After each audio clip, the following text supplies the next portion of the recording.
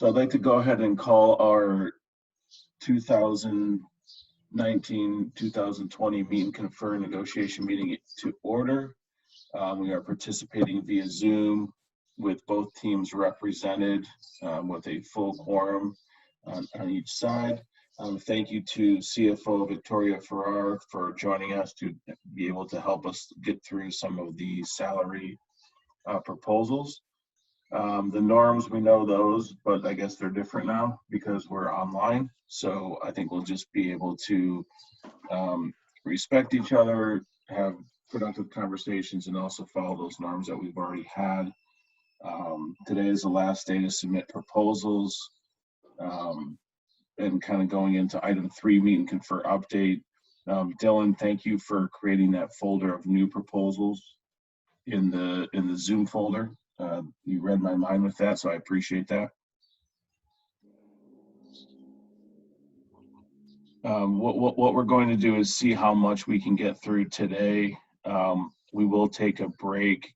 I would like to open that, anyone that would like to have a break for a half hour or so, please go ahead and raise that issue. Not necessarily scheduled in the agenda, but we can certainly do that.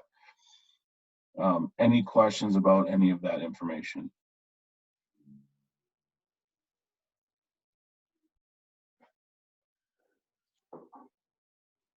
All right. So the meeting minutes, if you look in the shared folder that I sent through Google Docs, the minutes are the bottom file in that. So if everyone wants to take a look at that, if you already have that up. Any questions or comments about those minutes from February 27th?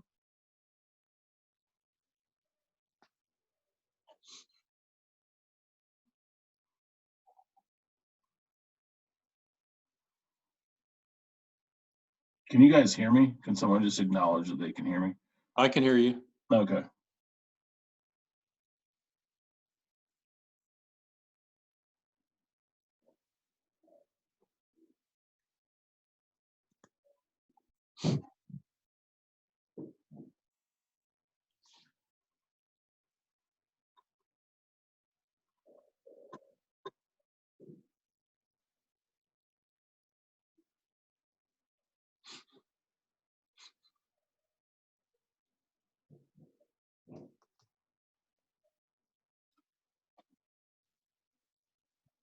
Dylan, do you have any questions or anything about the minutes from that meeting? I think he's having mic issues. I can hear everyone just fine. Okay, Tom Dillon wrote in the chat, he's having microphone issues, minutes are good. Okay, I see that. Okay, perfect. So I move that we go ahead and approve the minutes from February 27th, 2020. Looks like Dylan's logging out and logging back in.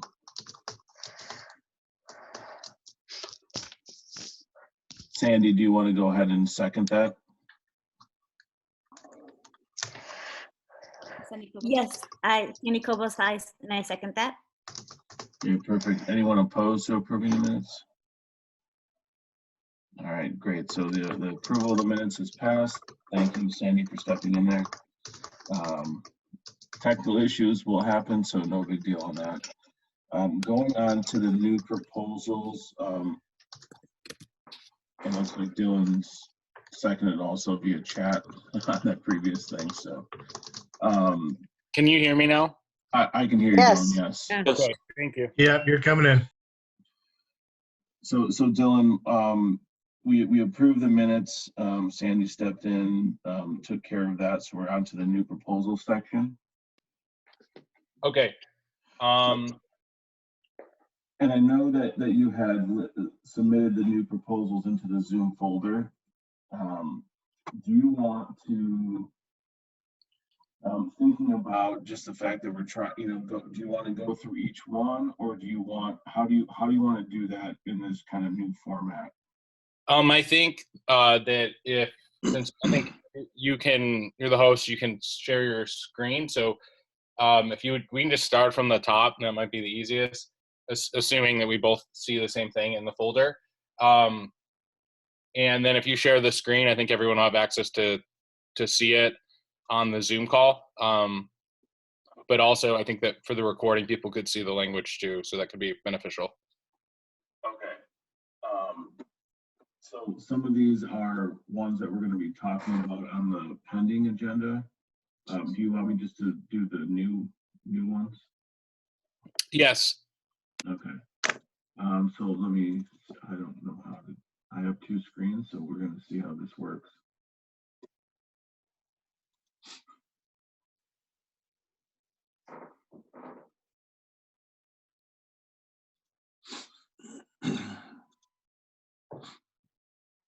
Okay, can you see my screen? Mm-hmm. Yeah, got it. All right.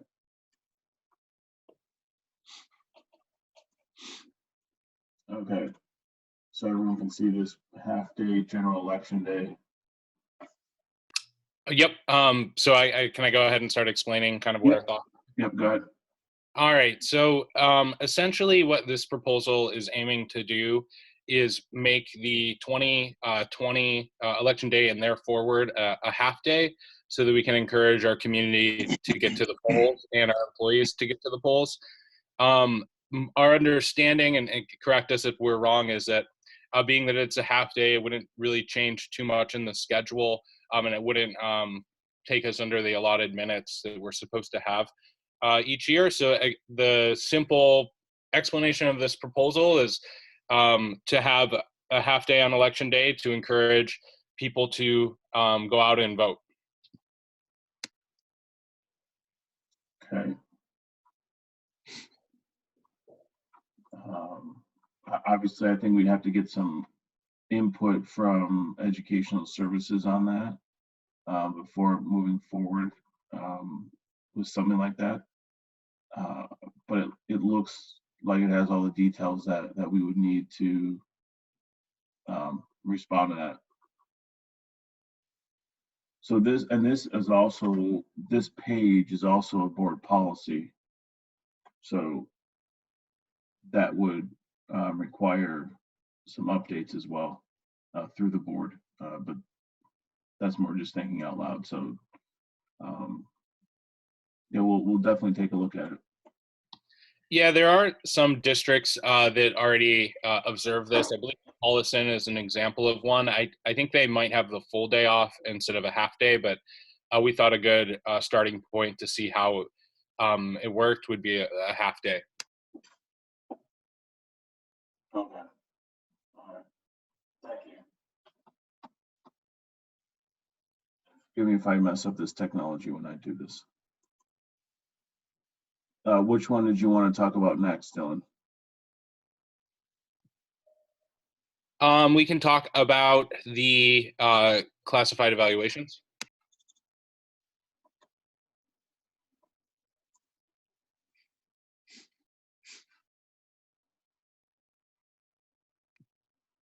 Okay. So the purpose behind this proposal is to provide clarity to our classified staff's evaluation procedure.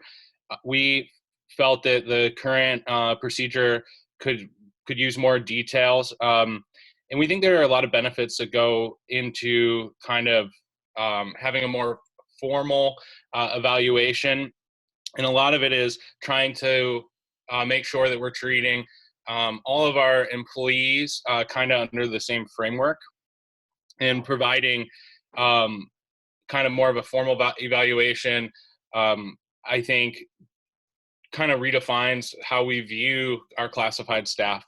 And there's a bunch of different parts that we have in here, and we're definitely open to collaboration on this. We just thought this was a good starting point for what a classified evaluation can and should look like. And then I don't know if Alex is ready and wants to talk a little bit more about this. If he has anything to say, he can go ahead and jump in.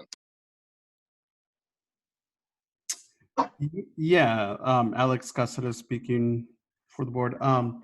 So this was mostly just to update our current evaluation to, one similar to what the teachers are receiving.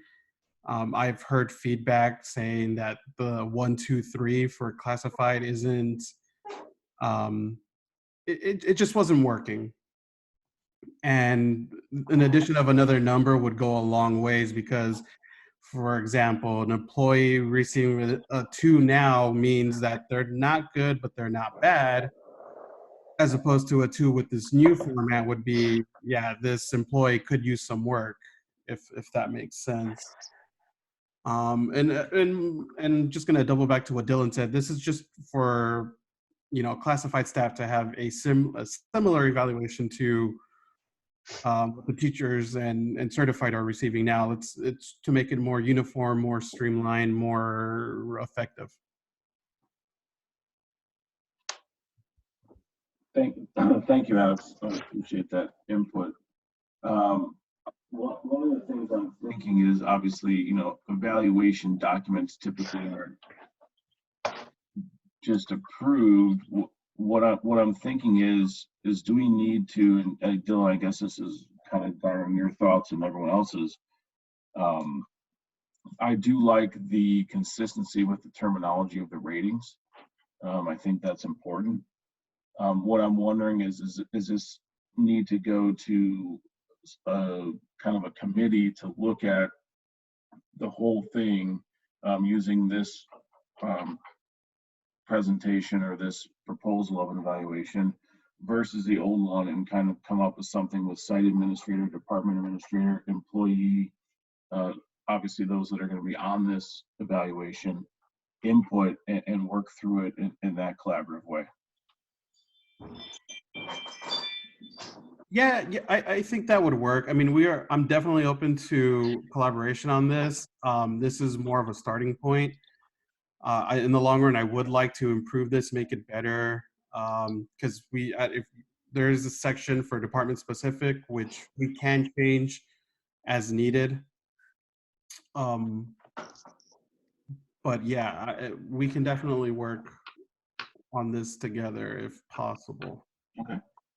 All right. Well, let's revisit it in our next meeting, or if we have and establish kind of what the process is going to be for that. Dylan, does that work for you? Yeah, I think that works, and I think that something like an evaluation definitely is helpful to have the input of the evaluators, as well as the people being evaluated. We thought this was a good framework to kind of begin that discussion. Yeah, I agree, and I appreciate that, especially the consistency of the ratings. I think that's important.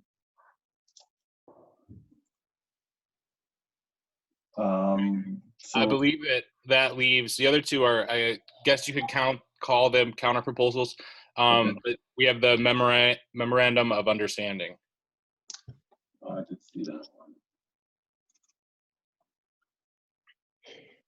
All right, so I read this morning, Dylan. Thanks for sharing it through the Google Drive.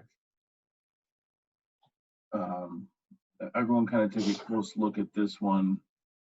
I believe the overall spirit of this, Dylan, is just to say that we are going to be combining the handbooks, and this is what we're going to do to make it happen. Essentially, yeah, that is the spirit of it. I guess in more formal language. Dylan, this is Victoria. Can you, I can't see the documents because I'm using Zoom with my phone. Is there a way that you can share me on the folder also? Yeah, I can do that really quick. Thank you so much.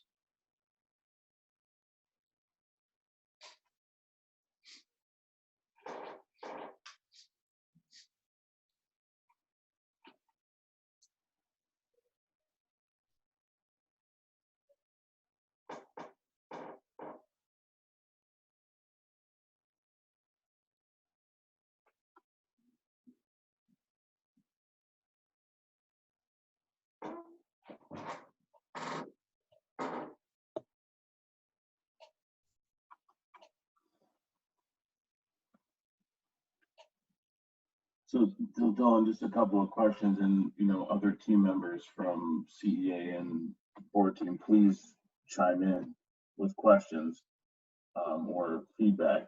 It says a committee of 8 persons, and then having 4 human resource employees on the committee of 8 persons. That's like half the department. Yeah, I think we're definitely open to the district kind of assigning. I guess we could change that to 4 district designees. I would say that it's definitely beneficial to have 1 or 2 people from human resources. Sure. Okay. I'm sorry, Dylan, can I ask, when I was looking at who would be on it, it looks like it would just be HR and possibly CEA. Is that accurate? Essentially, I think in previous meetings we've talked about during the combination of the handbook that it would be basically a board/district team and a CEA team. So I suppose that if district wanted to include other members from different places for the combination of the classified and certified handbook, that they could.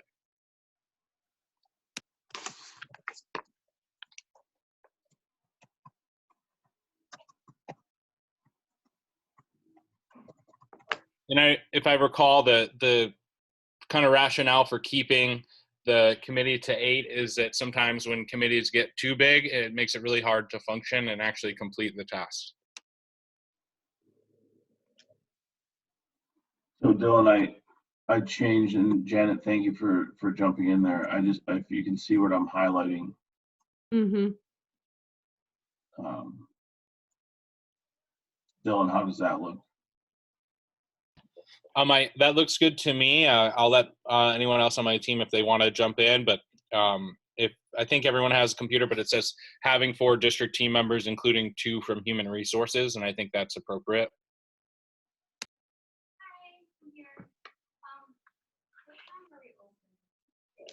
Does anyone have any consternation about this one, either side?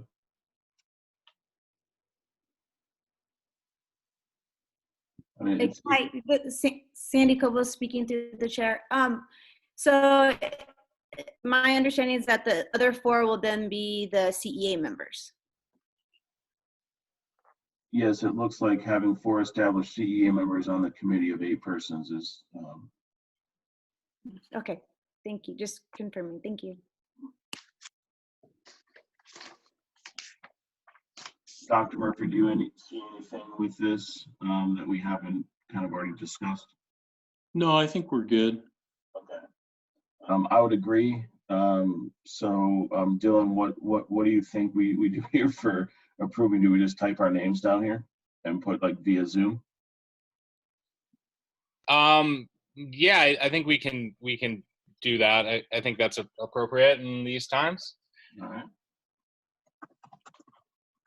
Let me screw up the technology real quick and I'll fix it. Can I just ask one more question? Yes. Okay, and maybe this is inherent, and if it is, I apologize. When it talks about 4 established CEA members, will this include classified CEA members, since we're talking about the classified handbook? That would be yes, because it's a combination. We're trying to create one overall employee handbook. Okay. Again, I may be inherent in it. I just wanted to clarify.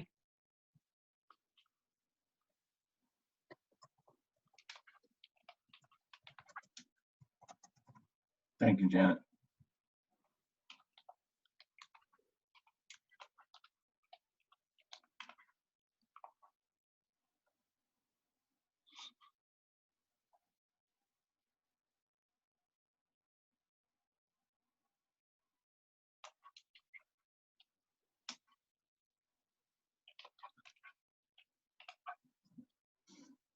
All right, thank you, Dylan. So just adding a date there, and that one is good. So what, Dylan, maybe we talk offline about getting that started, timeline, down the road a bit once we're able to start that work. I think that's a good idea. Okay, perfect.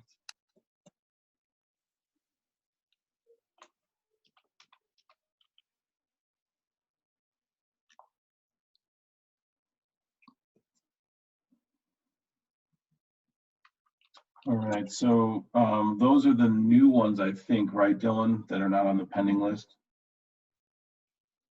Yeah, those are new for any ones that are not counter proposals, but we can get to those later. Okay. So moving on to the pending we do not have any new proposals.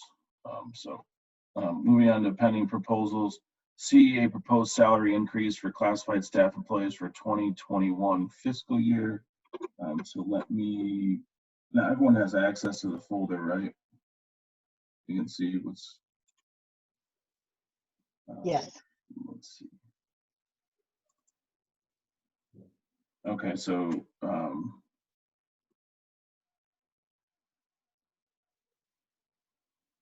so Dylan, if you could just give a brief summary of what the proposal is, so that Victoria can talk through it financially.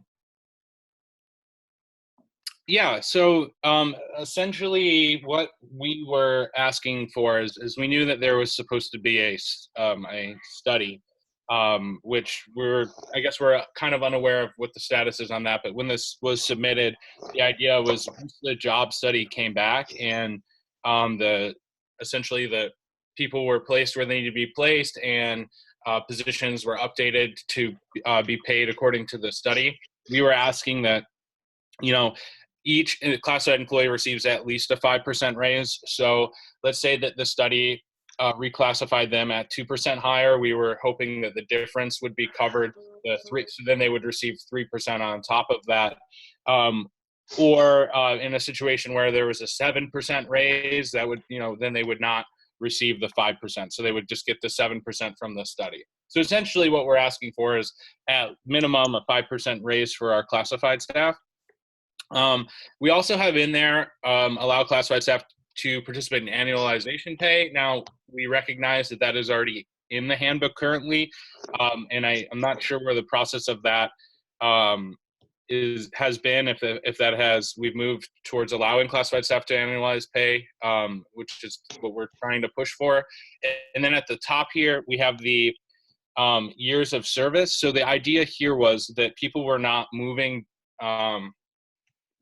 by a step on classified schedules.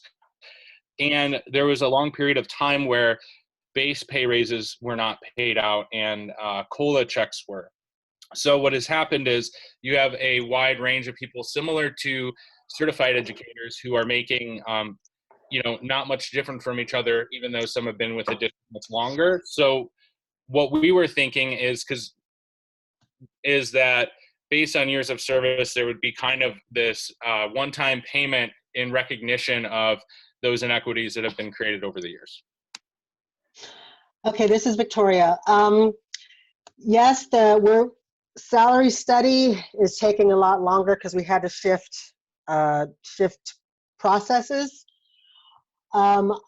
With this proposal of the additional payout stipend for years of service, I would propose that we actually hold off on the salary study for 1 year and just go with this, because if I can't comfortably financially say that if one person's going to end up with a 20% raise and then another $2,200 on top of that, that would be feasible considering where we are with the budget. The budget did not go through as we had hoped we wanted it to go through. We did get the 5% for teachers, but everything else that was included with that budget was not approved.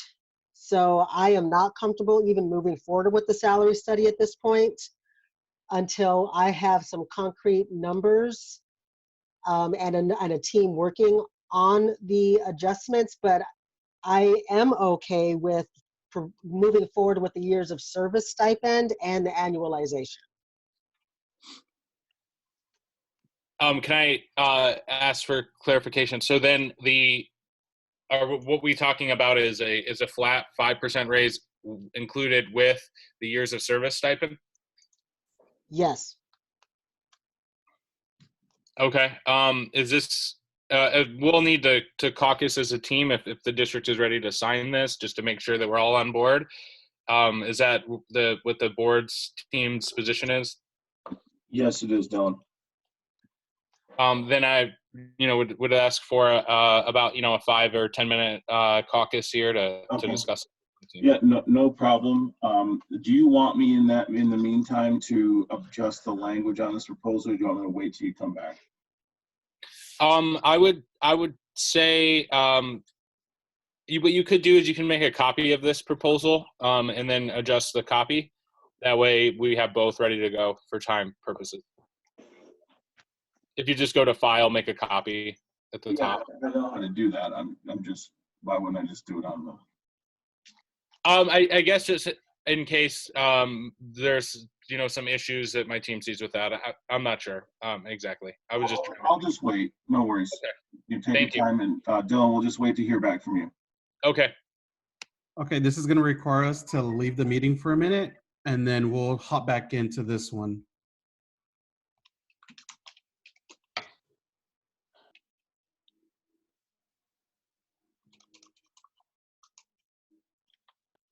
Oops.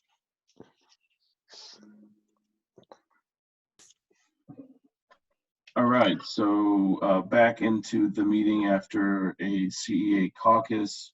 Dylan, as your team rejoins the meeting, you said that we're good to start making changes to the document. Yes. This just for the sake of making sure that things are clear. What the proposal will look like after our changes is a 5% base pay raise for classified employees, and also accepting the years of service stipend that will be paid out in November. And annualization. Yep. Okay. So all classified staff will receive a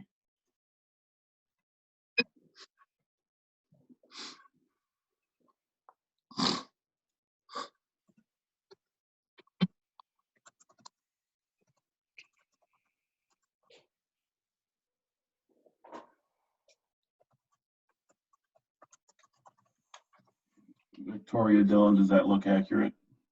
I just one part that would be, I'm not sure, maybe I'm not thinking about this right, but some of our classified employees are salary as well. So would that be? Yeah, that's true.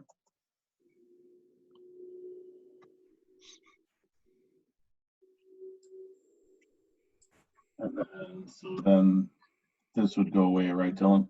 I think for now, we definitely are hoping that in the future and hopefully maybe even next year that we can complete the job study. And then when that happens, people will be placed at their corresponding step. Okay.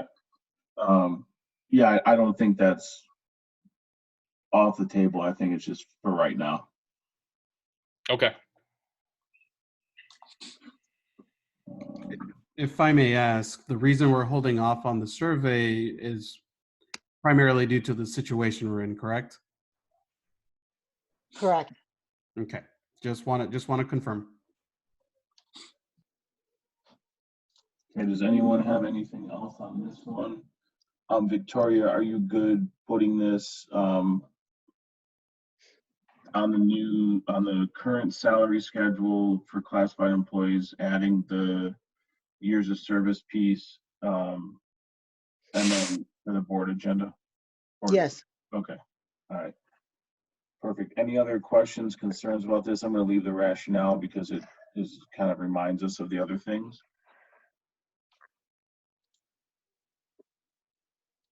I think that we're good to sign. All right. I'm just going to make a quick note here. Sorry. Let's keep track of the ones we approved. So. All right.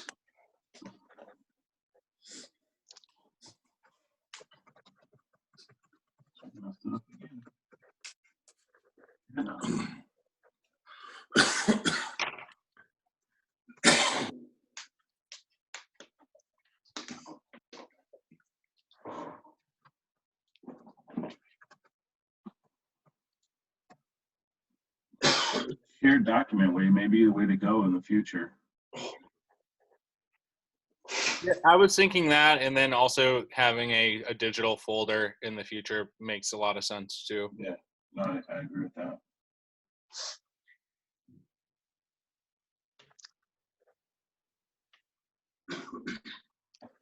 All right. So, thank you, Dylan. Thank you all. Thank you.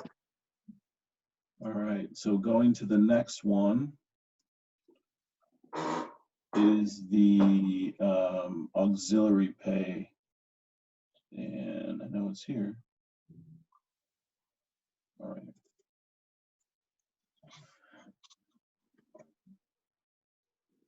So looking at this one, the CEA proposed auxiliary salary increase for the 2021 fiscal year.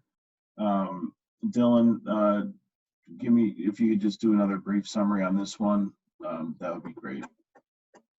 Yeah, I mean, the short is that we are trying to make sure that we're including everyone when we are talking about showing the value that a raise shows. And we definitely want to make sure that we're including our auxiliary staff. I know that was not last year, but maybe 2 or 3 years ago, when some of the Red for Ed money was paid out, our auxiliary staff actually didn't see a base pay increase.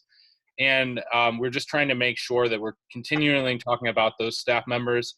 And then, moving forward, it's something to consider when you compare our auxiliary staff schedules with surrounding districts. It is quite a bit lower than some of our surrounding neighborhood districts. So we know that that's down the road, and we're working on classified as well. And we took care of certified this year, but just something to, put in the back of our minds moving forward, that's something at some point that, should be addressed in the near future. And for us, we think that a good percent for this year would be a 5% raise. If I may chime in, there's one district that I know of that surrounds us that their schedule is too high, and they've acknowledged that they will be fixing that, I think, next year. And one thing that's on our schedule, everybody that's placed on that gets an automatic 3,000. So I don't know why that's not on the schedule itself. So that's something else that we can try to fix next year. But I do feel that a 5% is what we're offering, that minimum is what we're offering to everyone. So I agree with the 5%. Thank you, Victoria. I think one question I have is about the language about being hired through 9/30/2019. Yeah, that should say 2020. Oh, okay, that's fine. But what I meant is, do we want to not give someone a raise if they were hired on October 8th and they've worked the whole year? Basically, I mean, I don't know, kind of see, because we're not doing that with any other employee groups. I know that's kind of been there in the past, but something. What are the thoughts on that? We put this in here based on past practice, but we would definitely share the same interest of getting rid of that language. I don't know if there should be some date, on our side, we definitely think that everyone who's here and staying should see a raise. Again, that was just past practice. Sure, Victoria, what do you think about that? I mean, if someone's hired into one of these positions, I mean, they're doing the work. I think you might be muted, Victoria. Yes, I am. Sorry about that. Since we haven't applied that to the other groups, we're not increasing the salary schedule for either new hires for classified or auxiliary. So I don't know why we would do that for auxiliary only and not classified, since that's not on their proposal.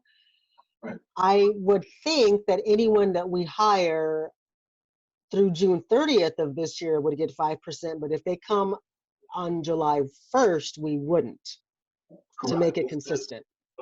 Yeah, correct. So it'd be for anyone that right now is in those positions. Yes. Okay. So I don't know if that, yeah, I just think that statement's kind of strange, but like Dylan did explain that. Yeah, no, it is from the past. So Dylan, I heard you say you're good with deleting this. Yes. All right. Victoria, anything else? I do have a question for the CEA. Are you looking to have a step schedule for the auxiliary staff as well? I think ideally, depending on funding and in the future, I think the next phase we're hoping to take care of is the classified step schedule. But definitely, we are looking to make sure. I think it's good when you can, as an employee, right? You can look at something and see, okay, as I progress through my career, here's where I'm going to be if that's feasible.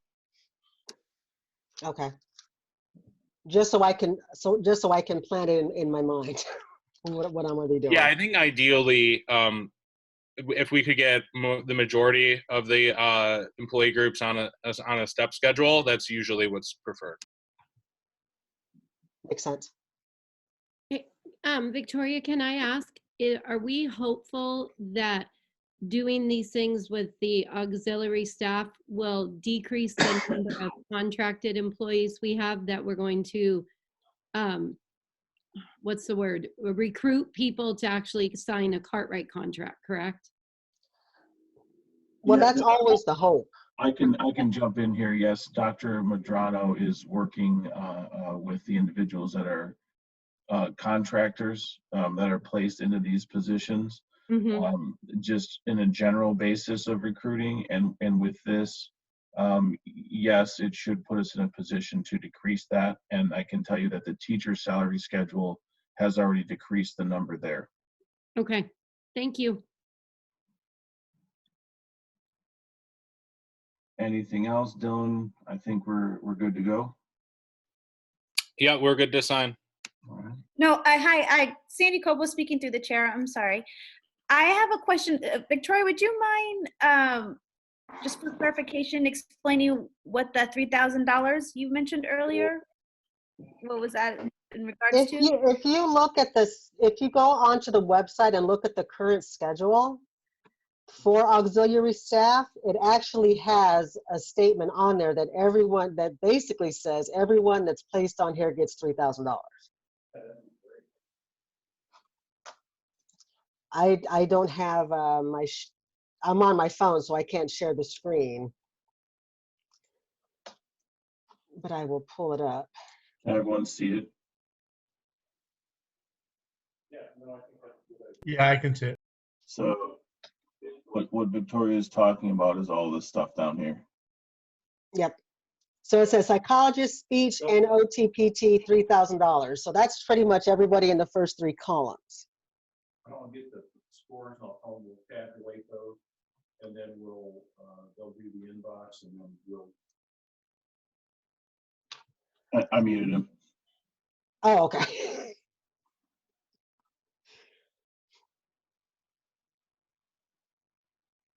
So Sandy, does that answer your question? Those pieces that are down there. So that's like all that stuff right now is above the schedule. Yes, thank you.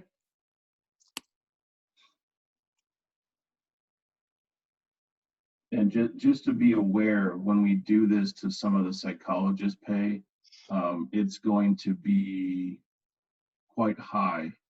And they're going to be in the off-schedule situation also.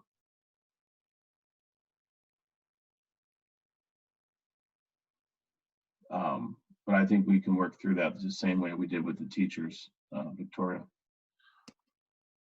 Well, since this is a placement guide, it's not an actual schedule. We haven't done that yet. Good point. We haven't done that, so I don't think we need to do anything special for these staff. Okay. Other than name it a placement guide. I mean, obviously the title's wrong, but. Yeah, right, exactly. So Dylan, I think, and Sandy also, going forward, next year when we start looking at possibly making a step schedule, we're going to have to look at this bottom language because the automatic add-ons could easily be just built in? Yeah, I think kind of similar to the process that we had this year whenever we decide to tackle this, bringing in some people from the auxiliary, classification and some people from, HR and business services to work together on a schedule makes sense.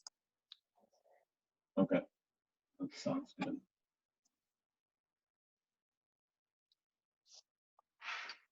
So, Sandy interrupted my uber focus on signing this, so I don't want to mess it up. All right, everyone good? Yep. All right, thank you. The next one, let's see, would be,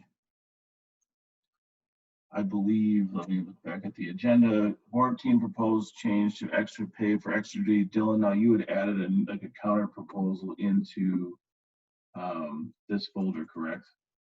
Yes, I did. Okay. Let's work off that one then. So I know that with our counters, we've been kind of doing certain things. I just changed the format for this, and then I kept a lot of the language that you had put in. And as you may have noticed, we have taken out all of our language in regards to all staff as our original proposal had. So we've come to an agreement on that for now. We definitely, looking forward through the next year, think it's really important to allow our classified staff to participate in these things. And hopefully, being that there's another year or so until meet and confer, we can look at, what are the legal ways that we can allow, say, our classified staff to start coaching and doing things of that nature. And then additionally, looking at hopefully when we start creating or thinking about what job classifications are, making sure that if someone's being asked, for example, to translate during the day, that we're being mindful that they have other job duties as well, and that if the translating goes really long, that no one should be expected to do work off the clock, I guess. And I'm not saying that has been the practice everywhere. We have heard some reports of that, and that's why we were trying to get extra duty for certain things, because sometimes it can be really hard for our office staff to translate and then also complete all of the things that they need to do. So just, for now we've said, okay, we'll wait until next year, but we want to be clear that we that's something we want to come back to. In regards to the allocations of extra duty contracts, we did not change the number of total contracts that the district's proposal had, but we did look at the allocation and decided that it makes sense to break it down via 6 through 8, because we do have 2 6 through 8 schools and 7 and 8 schools, and then leaving the other 2. I don't know if you can pull up my the spreadsheet. Yep, I have it loaded in the folder. Hold on 1 second.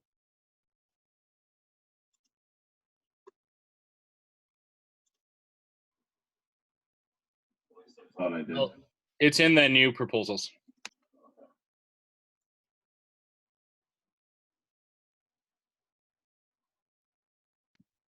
So in doing our work on this, and as you can see here, at the top, I have the current handbook language, which brings to a total of 468 contracts. And we have, 14 for K6, 27 for K8, and the 6/8s had 48.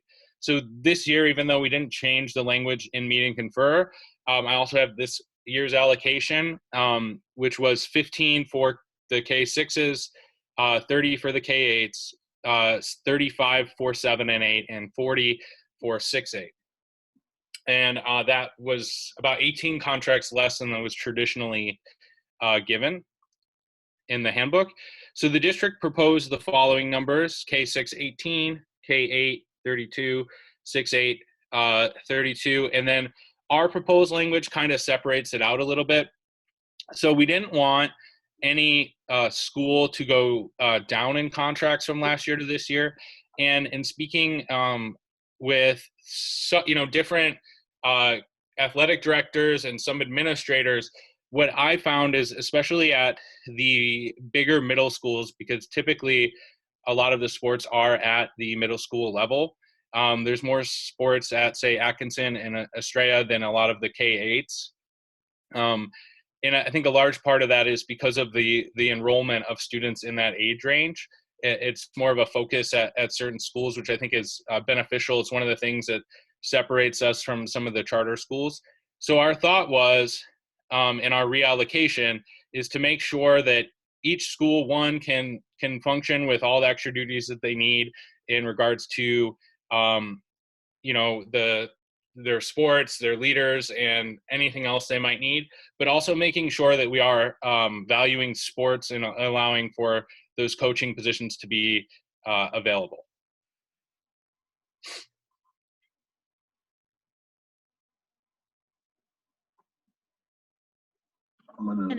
Can I ask a question? Sure. Okay, so when I was looking at his sheet, Tom, and you only have K-6 schools at 16 contracts, but you have 7-8 schools at 36, and the current enrollment numbers, we have higher numbers at a lot of our K-6 schools than we do at our 7-8. And I'm just speaking from being a principal at my site. We need some extra duty contracts for those 6th graders and maybe even 5th graders for after school functions that we currently don't have budget to pay for any other way. So I'm just wondering the rationale when you're looking at total number of kids, and K-6 schools are basically at half the number of contracts. Tom, can you go back to the spreadsheet? Yes. So the thought process here is that I don't disagree at all that the K-6s should have more extra duty contracts, and based on this year's numbers, this proposed language would allow for that. I think the thing that's important to think about is if you look at kind of enrollment of students who are in that after school extracurricular age, the 7 and 8 schools and the 6 through 8 schools have a lot more students that are going to be participating in those things. So total enrollment, I don't think, is the best way to look at this in terms of, because a lot of the extra duty contracts are for after school activities. I think there's definitely some flexibility here to talk about where we can come together. But I think it is important to think about that older students are more likely to participate in the things that extra duty contracts have, and we want to make sure that that those students have those possibilities. Right, and I don't disagree with that. I know we have parents asking for extracurricular activities, and when you look at the district proposed language, we had asked for 18, and then when I looked down at the bottom column, it's down to 16 with yours. Is there a reason why we can't maintain at least the 18? I mean, if we're looking, in my opinion, if we're looking at the extra duty contracts and we're 472 is a hard number and we're not willing to adjust, part of the problem is giving 18 to the K6s would take away 24 of the contracts from somewhere else. And in the district's proposal, 32 contracts for our 6-8 schools, it's not going to allow for all of our sports to compete in the way that they do. We would likely have to cut a lot of the sports positions, or we're looking at getting rid of student council or yearbook, and there's a lot of different things that fall under that. And I know that some of the K6 schools do have some of those programs, but like I said, it's not nearly, I think, close to what the middle schools are doing in terms of the extra duties. So if we were to ask for 17, then that would make it 12. Is that feasible? I mean, I imagine we could figure out something to do. I know some of the K-8 schools did not use, and I'm not exactly sure why, but I know some K-8 schools, I think one used 26.5 extra duties, one used 28. So I think it's definitely, there's some conversation that can be had. And maybe, I think, so if we had to so we'd have to come up with an extra 12 contracts from the other areas. I think we could come to a compromise on that. If that's something. I know I would appreciate that, and I'm 100% positive my other principal colleagues at K6 would too. So Dylan, I'm gonna play with the numbers here a little bit, okay? Okay. So if that became 17, and we're trying to get to, now we need to capture 12. I mean, if we made this 33 and 41, I mean, that gets us to the number, and I think that the original thing was the 32, but now it's 30, 33, 41. I think we're still in the range there, and we're holding neutral on the 472. Yeah, I think those numbers look all right. I would like to talk about those with my team. And then I just have another question because I'm not exactly sure. I've been trying to figure it out. What is the allocation for the preschool for extra duty contracts? Because there's no official language on that I could find. Well, I don't really think they do extra duties because they don't have the kids after school. And then, Well, in terms of like leads and chairs and so forth, of things of that nature. I don't believe that they have that. Michelle, can you speak to that?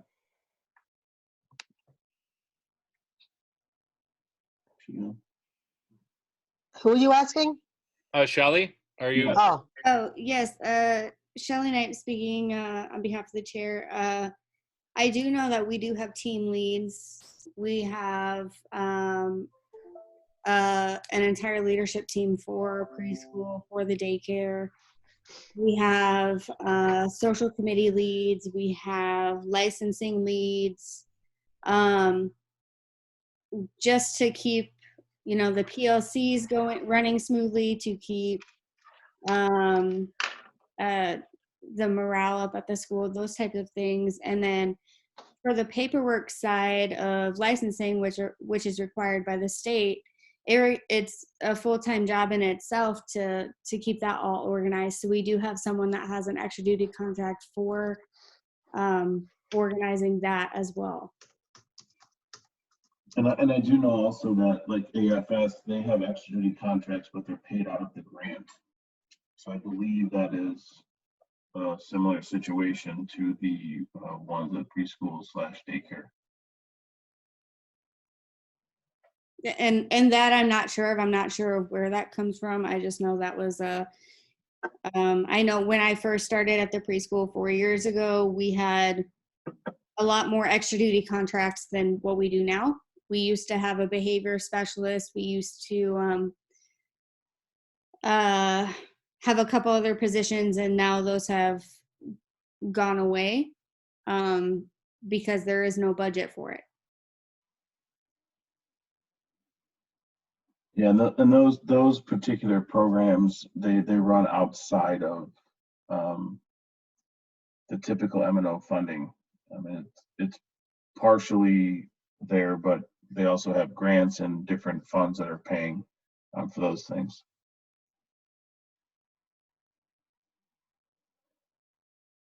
So I think for this proposal, we're just looking at these school models that this kind of applies to, but there is one line that needs to be added, Dylan, to the proposal. You okay if I switch over there just for a second? Yeah, we can go to the proposal, and then before we officially sign, we're gonna probably need a caucus. Yeah, no problem. So let me add this so that way it can be part of your discussion. The line that you crossed out here, that was suggested through the district mentor team, just based on some people being overwhelmed as a new teacher. So I understand, you know, that if some first-year teachers can do that, but I think this is an important sentence just because it doesn't mean someone can't assign a first-year teacher to an extra duty contract, but I do think that it allows for further discussion with that person because of the after-school commitments and commitments to the mentoring program. I think some people are getting overwhelmed thinking they can handle everything, but when they can't necessarily do that.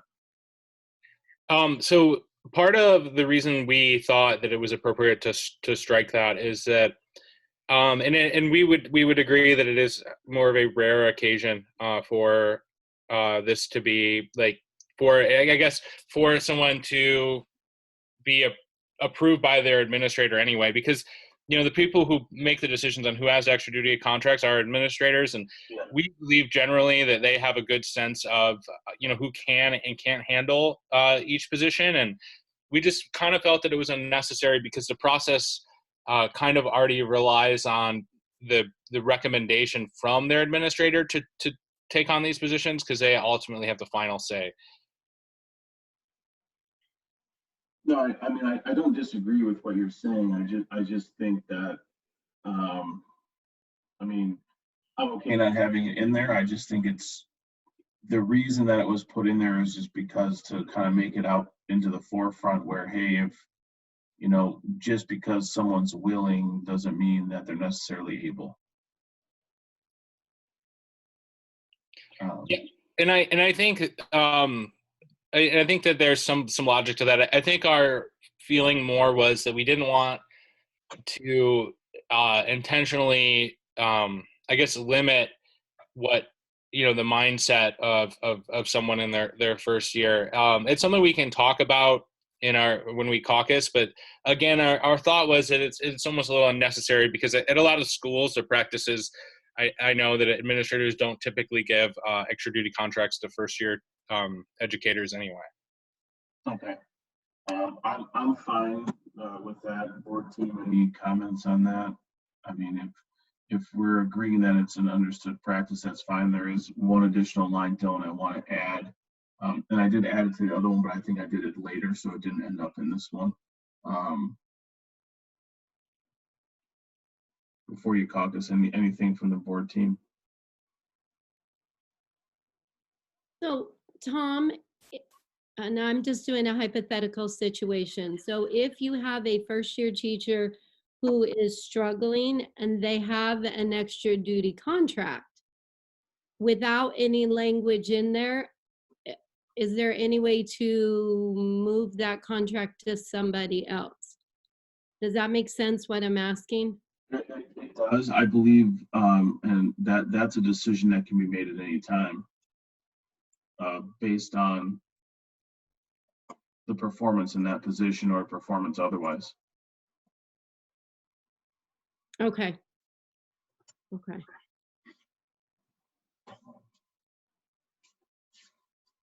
So Dylan, you'll see that I just added a line to that. So does that mean, Tom, that at this point, Dr. Lawler could make changes to the types of extra duty contracts, like what they are for? Yes, so what they are for and or the numbers. So for example, if something pops up where a school needs more extra duty contracts than what they currently have allocated, the superintendent can authorize that. Got it. Would you be interested? Well, see, I think the language is just a little problematic because I would question why we have a proposal at all if ultimately the superintendent can change the language whenever they wanted to. But I think that if we were to tweak that, because I think that if we want it, so is that saying that they could replace anyone in any extra duty contract position as well? No, I don't, it's not, the spirit of that is not referring to the people or replacing a person. It's basically just if a need is identified, there could be a change to, what's approved or not approved or what's added or what's not added. Would you be willing to potentially change that language to the superintendent can add extra duty contracts at any time based on the needs of students instead of make changes? I think is something we would be more comfortable with. So I guess the idea is that sites have a minimum, and then if there needs to be more based on a certain site's need. So like, for example, I'm thinking of Castro next year, being a fine arts academy, might need a couple extra duty contracts based on what they have going on there. Does that make sense? It makes sense, but this is going to be kind of a hard line sentence that we can't change.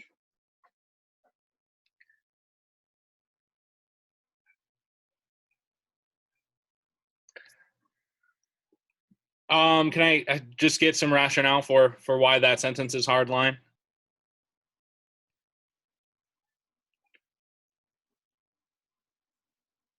Well, I think the superintendent has ultimate authority about all staffing in the district. So that's why it's not just about adding.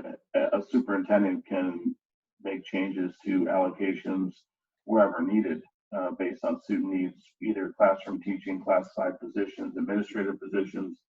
So it would apply to the extra duty contracts as well. See, I think we have a fundamental disagreement on this because my understanding was that through the meet and confer process, it's the board ultimately who is approving these contracts and in an agreement with the association, because it not only does it deal with student wellness in terms of extracurricular activities, but there is a component in here that deals with compensation, which in the meet and confer is a process that is mutually agreed upon, and I think that's where our side's probably going to have also a hard line against this language. I don't know what that does to the proposal as a whole, but it seems like if we're agreeing to the cost of extra duties and the allocation, having language in there that can be changed at any time for any reason is counterintuitive to the whole process of coming to agreements on certain language. Yeah, I understand where you're coming from on that. I think maybe discuss it, what language you may think would be better in your caucus, if you're still wishing to do that, and then we can go from there. Okay. Well, I think that'll be a good opportunity to kind of process. Okay. Do we want to take a lengthy break here, or do we want to just do the caucus, Dylan? What time is it? Let's see. I don't know. How's everyone else feeling? Do we feel like we need a lunch break at this point?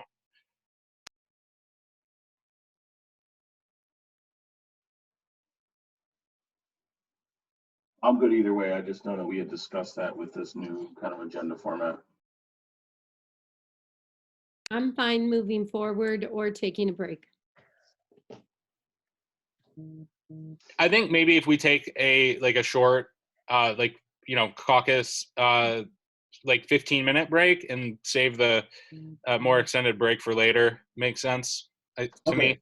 Yeah, so let's just say 11:30 then. Okay, that sounds good. All right, thank you. Yep, bye. Are we all logging off? All right, so the recording is back on after a caucus/mini break. Dylan, I'll turn it over to you. If you may, if you could pull the proposal back up. I can. Sorry, I'm not as good at remembering that kind of thing.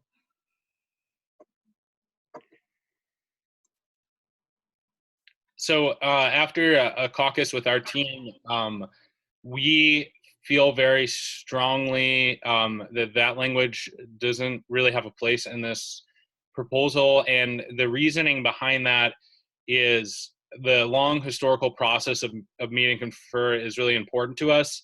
And we feel that adding language like this would fundamentally change the process from how the board and the association come into agreement upon things that deal with compensation. And for that reason, we are not willing to accept the addition of that language.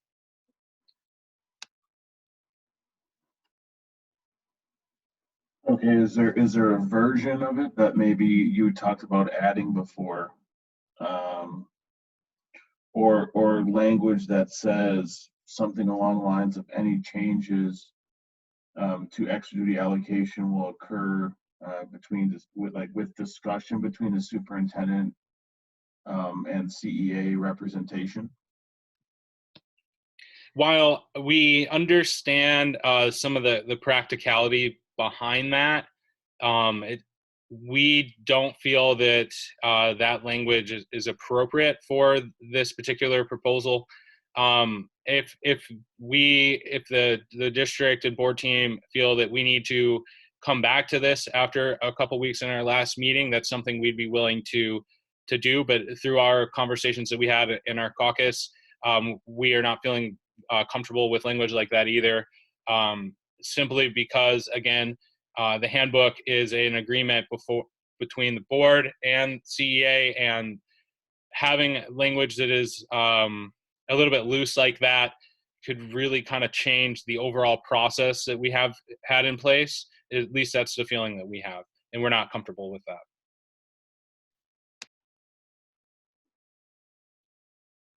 Okay. I don't disagree with where you're coming from. Dr. Murphy, do you have any comment on that?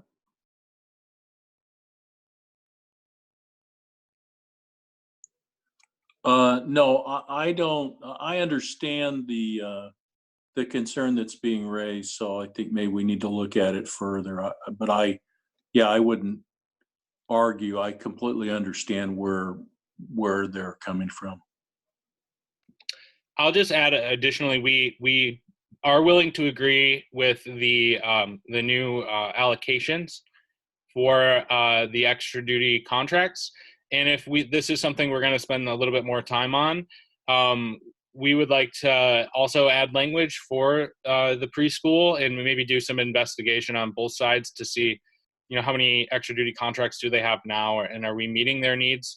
Because it is our understanding, and we could be incorrect on this, that the district is providing some extra duty contracts for Barry, and we would like to actually add that into the language.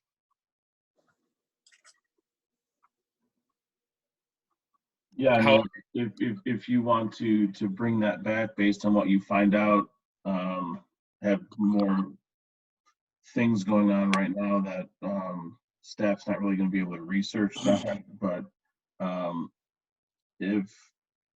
mean, we can certainly revisit that if that's what you want to do.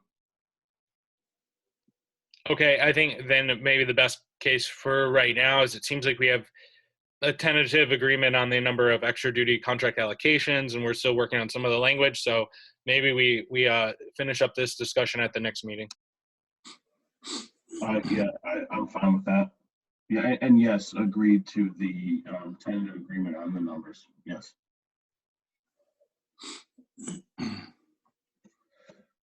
All right, so the next one is representation. So let me figure out what I'm doing here.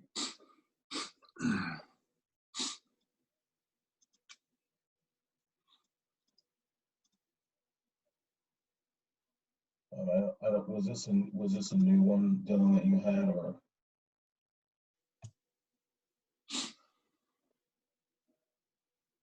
No, I think it was one that we had discussed in previous meetings.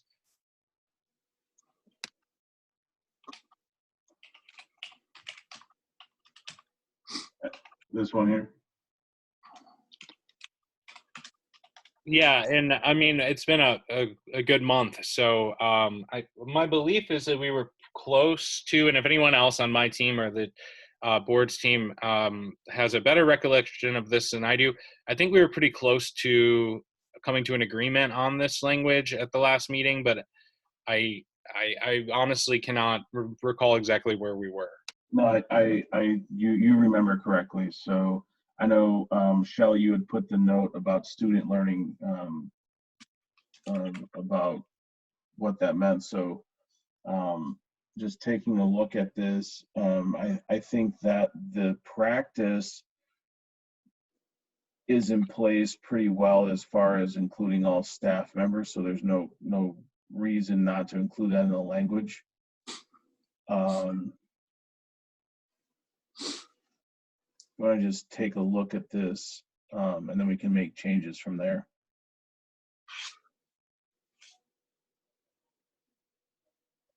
I think the big addition was the knowing the subject matter. Fine with that. Representative present, no matter level of staff, that is fine.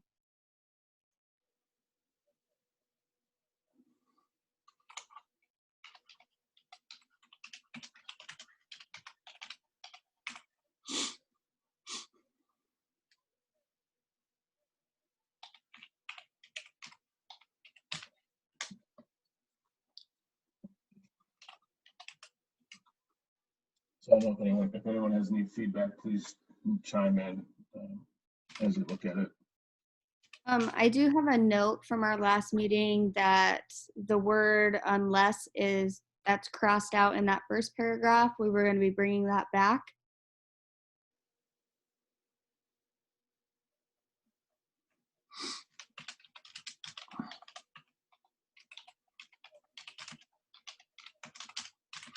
Where are you looking, Shelby? It is in that very first paragraph where it's any staff member, full or part-time, down 1, 2, 3, 4, 5, 6, the 6th line down. It's the first word in that sentence. The version on my screen has that crossed out.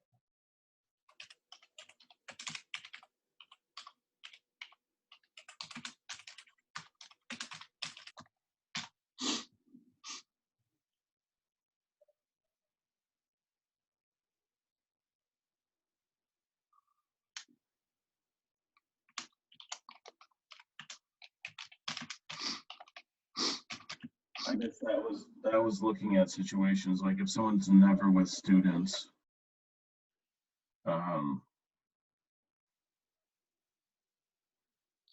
So I think there's more crossed out than can be to make it a complete sentence. Be scheduled at the end of the instructional day. I think it would just, the word or wouldn't be crossed out there. Right here.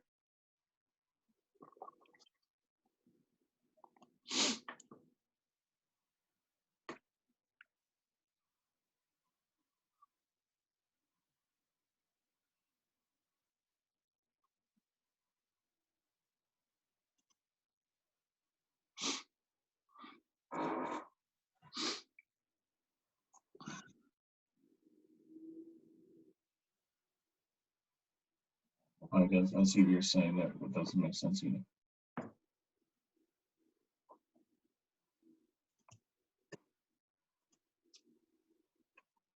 I think if we brought back the word unless, it would be more grammatically correct. Yep, I put it back in there. Thank you. Mm-hmm.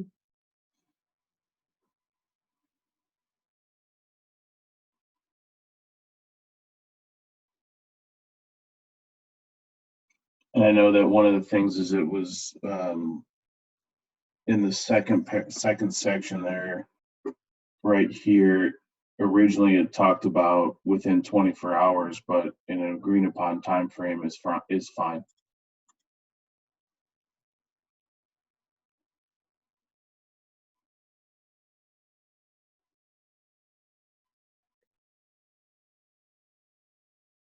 I don't think there's anything in here that's outside of what we're encouraging as our practice anyways. So, board team chime in, but I'm good with the way this is.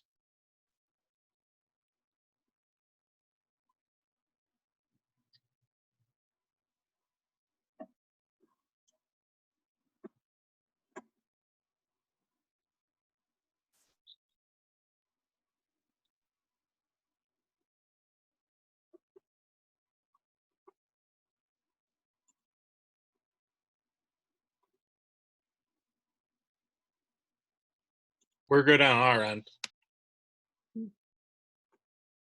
I'm good with it.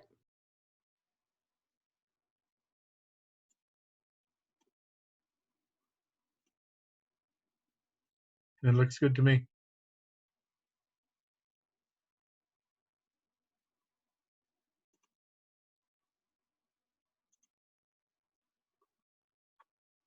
Dr. Murphy, are you good with that?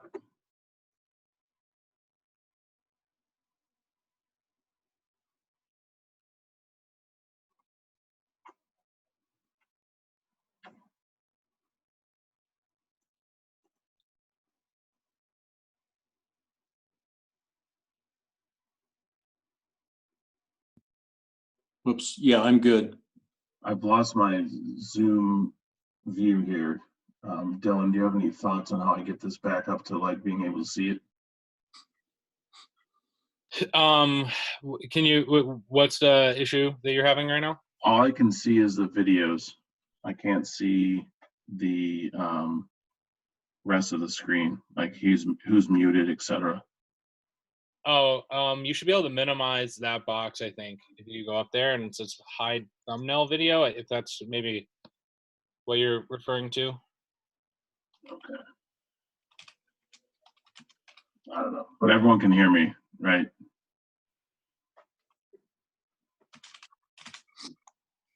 Yes. Okay. All right, so I think we're good with this one. Dylan, I'm gonna go down to the bottom here. Okay, I will sign as well.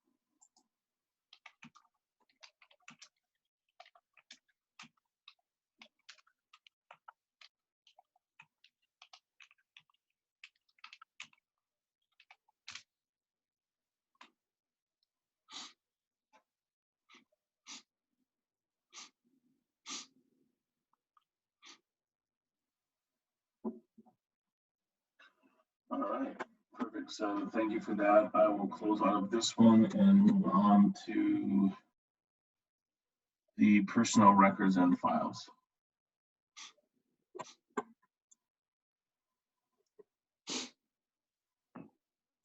I don't think that one was in here.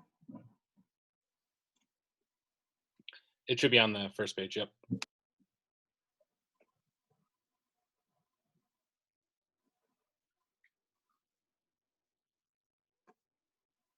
All right, so we'll open it here.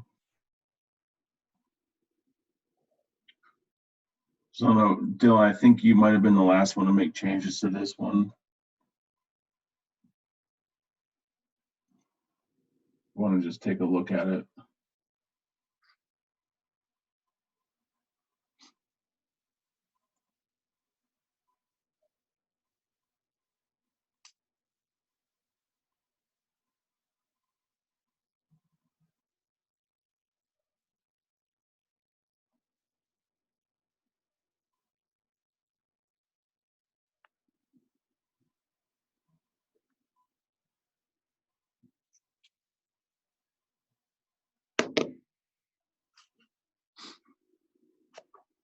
Sorry.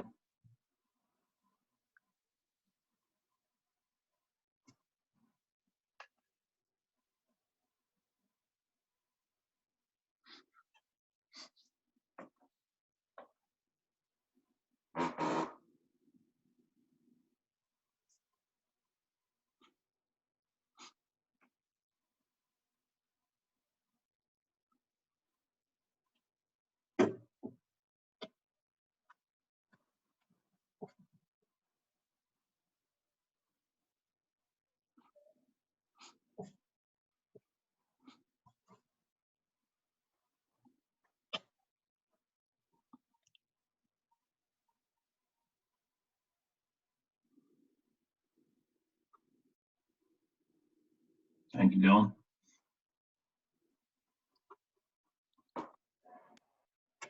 Is there any discussion around this one?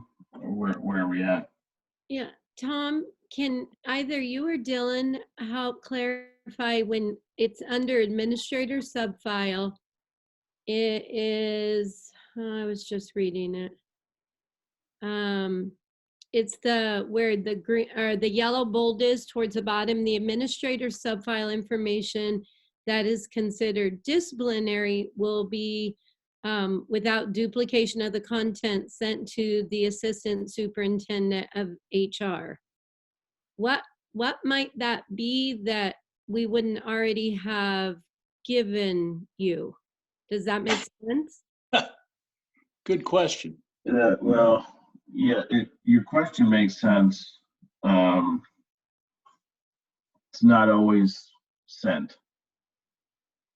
Okay, so it's really just a check and balance for people who haven't sent the things to you. Yeah, so basically, I think the original proposal started out with having everything in the subfile sent to the assistant superintendent of human resources, and then it got just to the disciplinary, which it's more of just a backup. It's not the day-to-day things that go into those. It's just the actual disciplinary that would ultimately need to be in a personnel file, following the previous guidelines in this proposal. Just as like you said, like a check and balance to make sure that we have everything, but not worrying about the other items. Okay, all right. I just needed clarity on what that might be.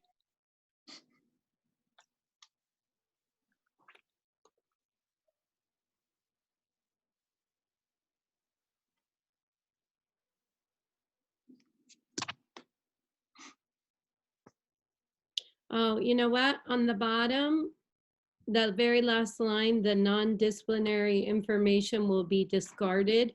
Would we be better served to have it say be shredded? Yeah, I think that's probably what. I think that's probably what discarded means, but you know what I'm saying? Yeah, I like that language. I think that's more clear. Okay.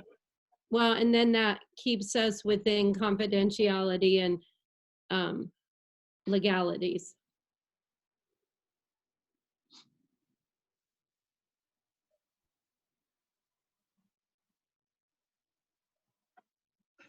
So Dylan, just going to the top of that administrator subfile section where it crosses out a letter of direction, letter of reprimand, et cetera, et cetera.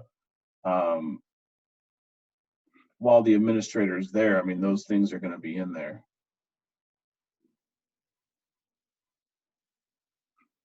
Right, because Dylan, typically administrators, when there is something disciplinary that happens, we typically make, or at least I do, I make 3 copies. One goes to HR, one stays with me, one goes with the employee.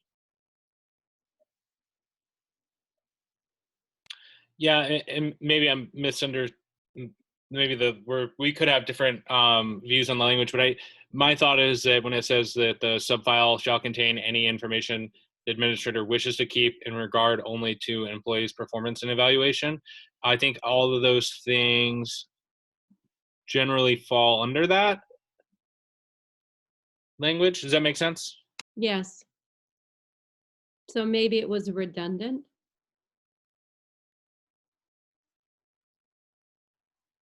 Shelley, I don't know if you have any thoughts that you want to express. Maria Patello. Yeah, I think it was just a redundancy. And so we're not limiting anything that's put into that file, just more so limiting what gets shared and put into a permanent file at district office.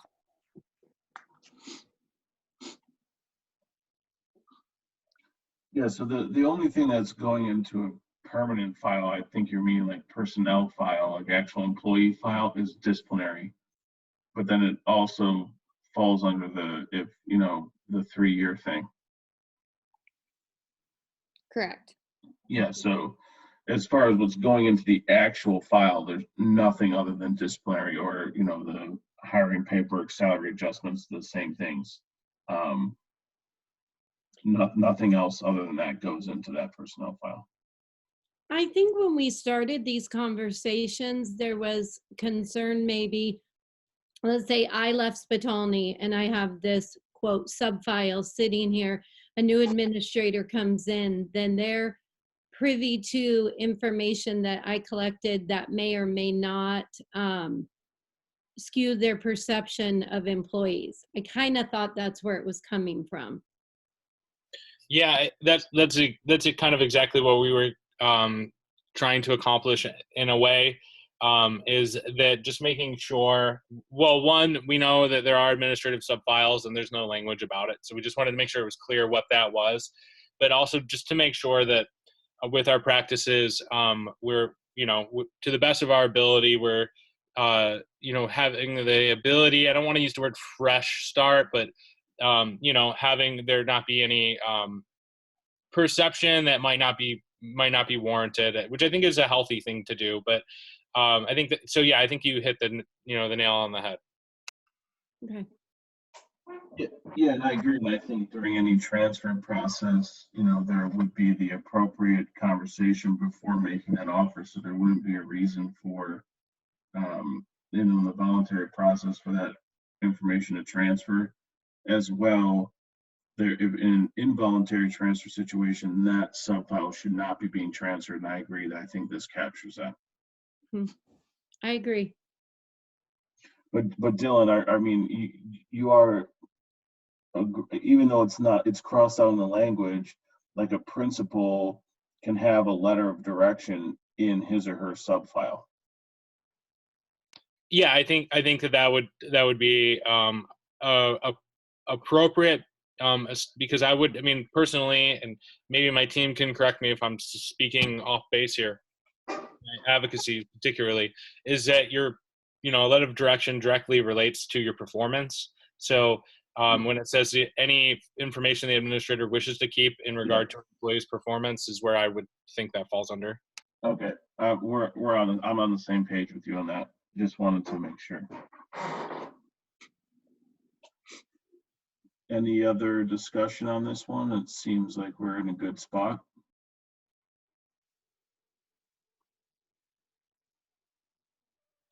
I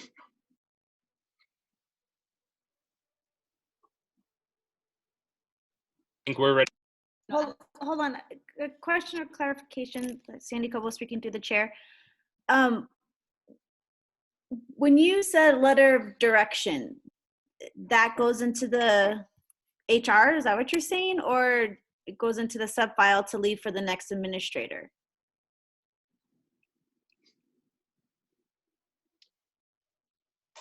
What were you referring to when you said that, Tom? So nothing goes to the next administrator in a sub-file. It's just that it was there in the sub-file for that particular administrator. So if there was a transfer process where an administrator calls it, hey, how's Tom doing as a 4th grade teacher, that conversation would have already taken place. So there's not a reason to transfer it. So that sub-file will be shredded.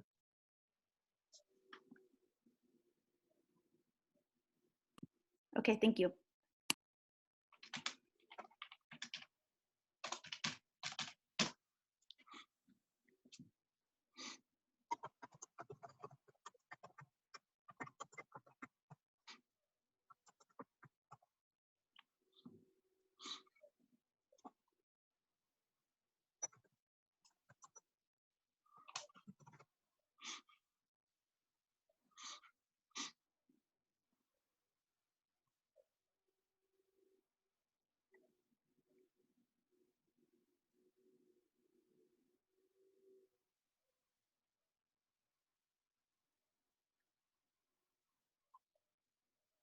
All right, so we're good on the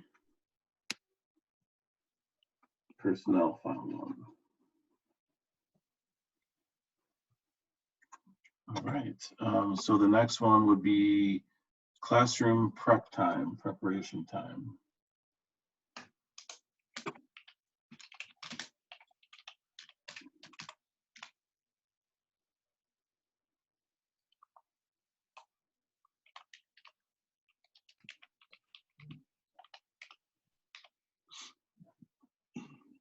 All right, so this is our counter. We were actually working on this proposal. We were during the time that the district's proposal was submitted. So essentially, read this as a new proposal based off of the original language because it is so different. I figured it'd be easier to do that rather than crossing out all of the things that were in the district's proposal. So a couple of changes that we're suggesting, and it says during their planning time, and we wanted to change that language to classroom preparation time, and I think that makes a little more sense as the proposal goes on. And then we wanted to define what an emergency situation would be. So in our mind, emergency means posing an immediate risk to health, life, property, or environment. That would be referring to the school, the health of students, or the health of the educator, various reasons that fall under that for emergencies.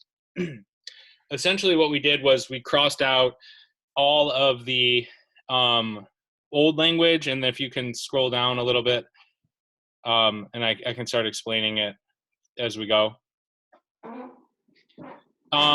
We wanted to kind of break this up so that it was really clear. We wanted to include the preschool because they're not really included unless we're talking about, I think they right now fall under the elementary setting. And the number of minutes that we wanted to propose for them is 240. So the way, and we said per week, we didn't specify during the day or anything because right now our understanding is that the way that Barry works is their prep time is given to them on Thursdays, and that is a practice that's been in place for logical reasons with how that campus is set up. So right now we're asking to expand that time to be a little bit more equitable with the other times according to our proposal. So if you'll scroll down to case 6, which is just a little bit more there. So for the case 6 setting, during the school day, because of I guess the times are a little different. So we are proposing 190 minutes per week, which is all of the minutes that are in between when students go to specials. So 3 days of uninterrupted a week, 1 day of 40 minutes, 1 day of 30 minutes uninterrupted, so that's Thursday, and then 1 day of professional learning communities.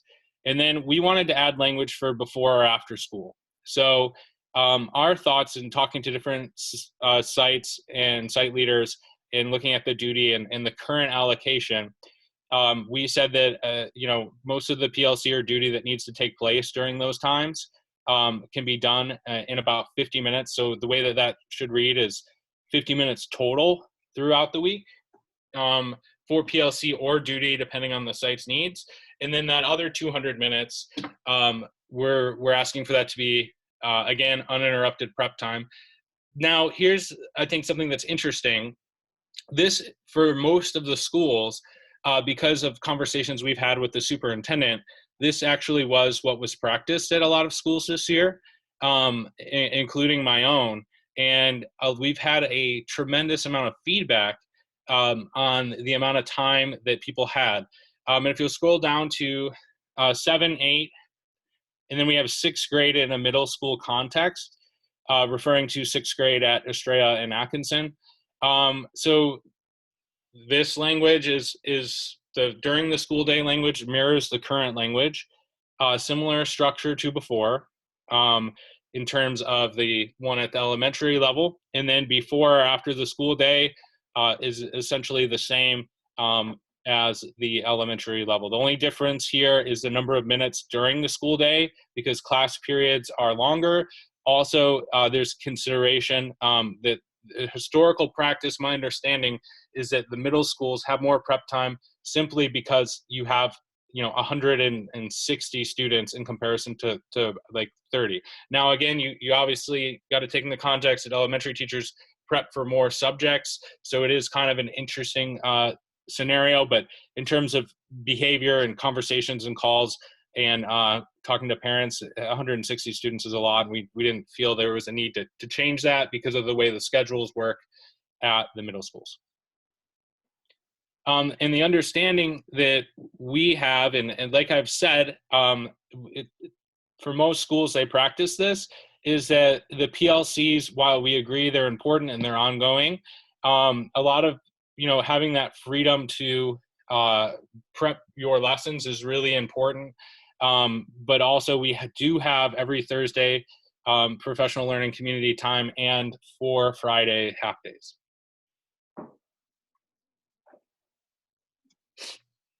Okay, Janet, do you want to talk about this a little bit? Yeah, I'm like a little bit surprised. So help me understand let's start with the before and after school. A combination of 15 minutes time allocated for PLC or duty. What does that mean? So what that is in reference to, so like, for example, I'll use Atkinson is an example to work off of. So once per week, we're required to have approximately 30 minutes of a team meeting before school, because we have the schedule where there's more before school time. And then another day a week, we are required to have a duty outside on the, where the students are before school. And that's about 15 minutes. And then there are some duty stations after school, but in total, we feel that could be accomplished in about 50 of those minutes before or after school during the contract day. So this is where I'm confused, because my understanding is the time before and after school has not been on the table as guaranteed time. Those were up to administrator discretion. Is that assumption incorrect? The way the current language is, that is a correct assumption. There's no language that protects any of that time. I think what we're saying is that some of the conversations that we had was there doesn't really need to be, and I hope I'm not misinterpreting this, but and maybe the district team can check with but was that there would be one day of PLC during the class day and one day before or after school. And then the rest of that time would essentially, or should be, when possible, which is the majority of the time, be given to the teachers for lesson planning, phone calls home, all of these other things. That was the practice that I understood was supposed to take place at schools this year. There's no official language, so that was more of a verbal agreement. But what we're trying to do is, because of the positive feedback, is to actually write some language that has that in there. Okay, so again, understanding the importance of collaboration. I know in the first proposal, the board team gave a lot of guidance, like from John Hattie, the meta-analysis, Becky and Rick DeFore. I mean, there is a plethora of research about the importance of collaboration. When you look at the time it takes to look at CFA data, go through it, put in a plan, to me, it's not plausible nor reasonable to do that in one 40-minute uninterrupted time. I think that the counter would be that we have every Thursday for things of that nature, and we also have 4 Fridays a year.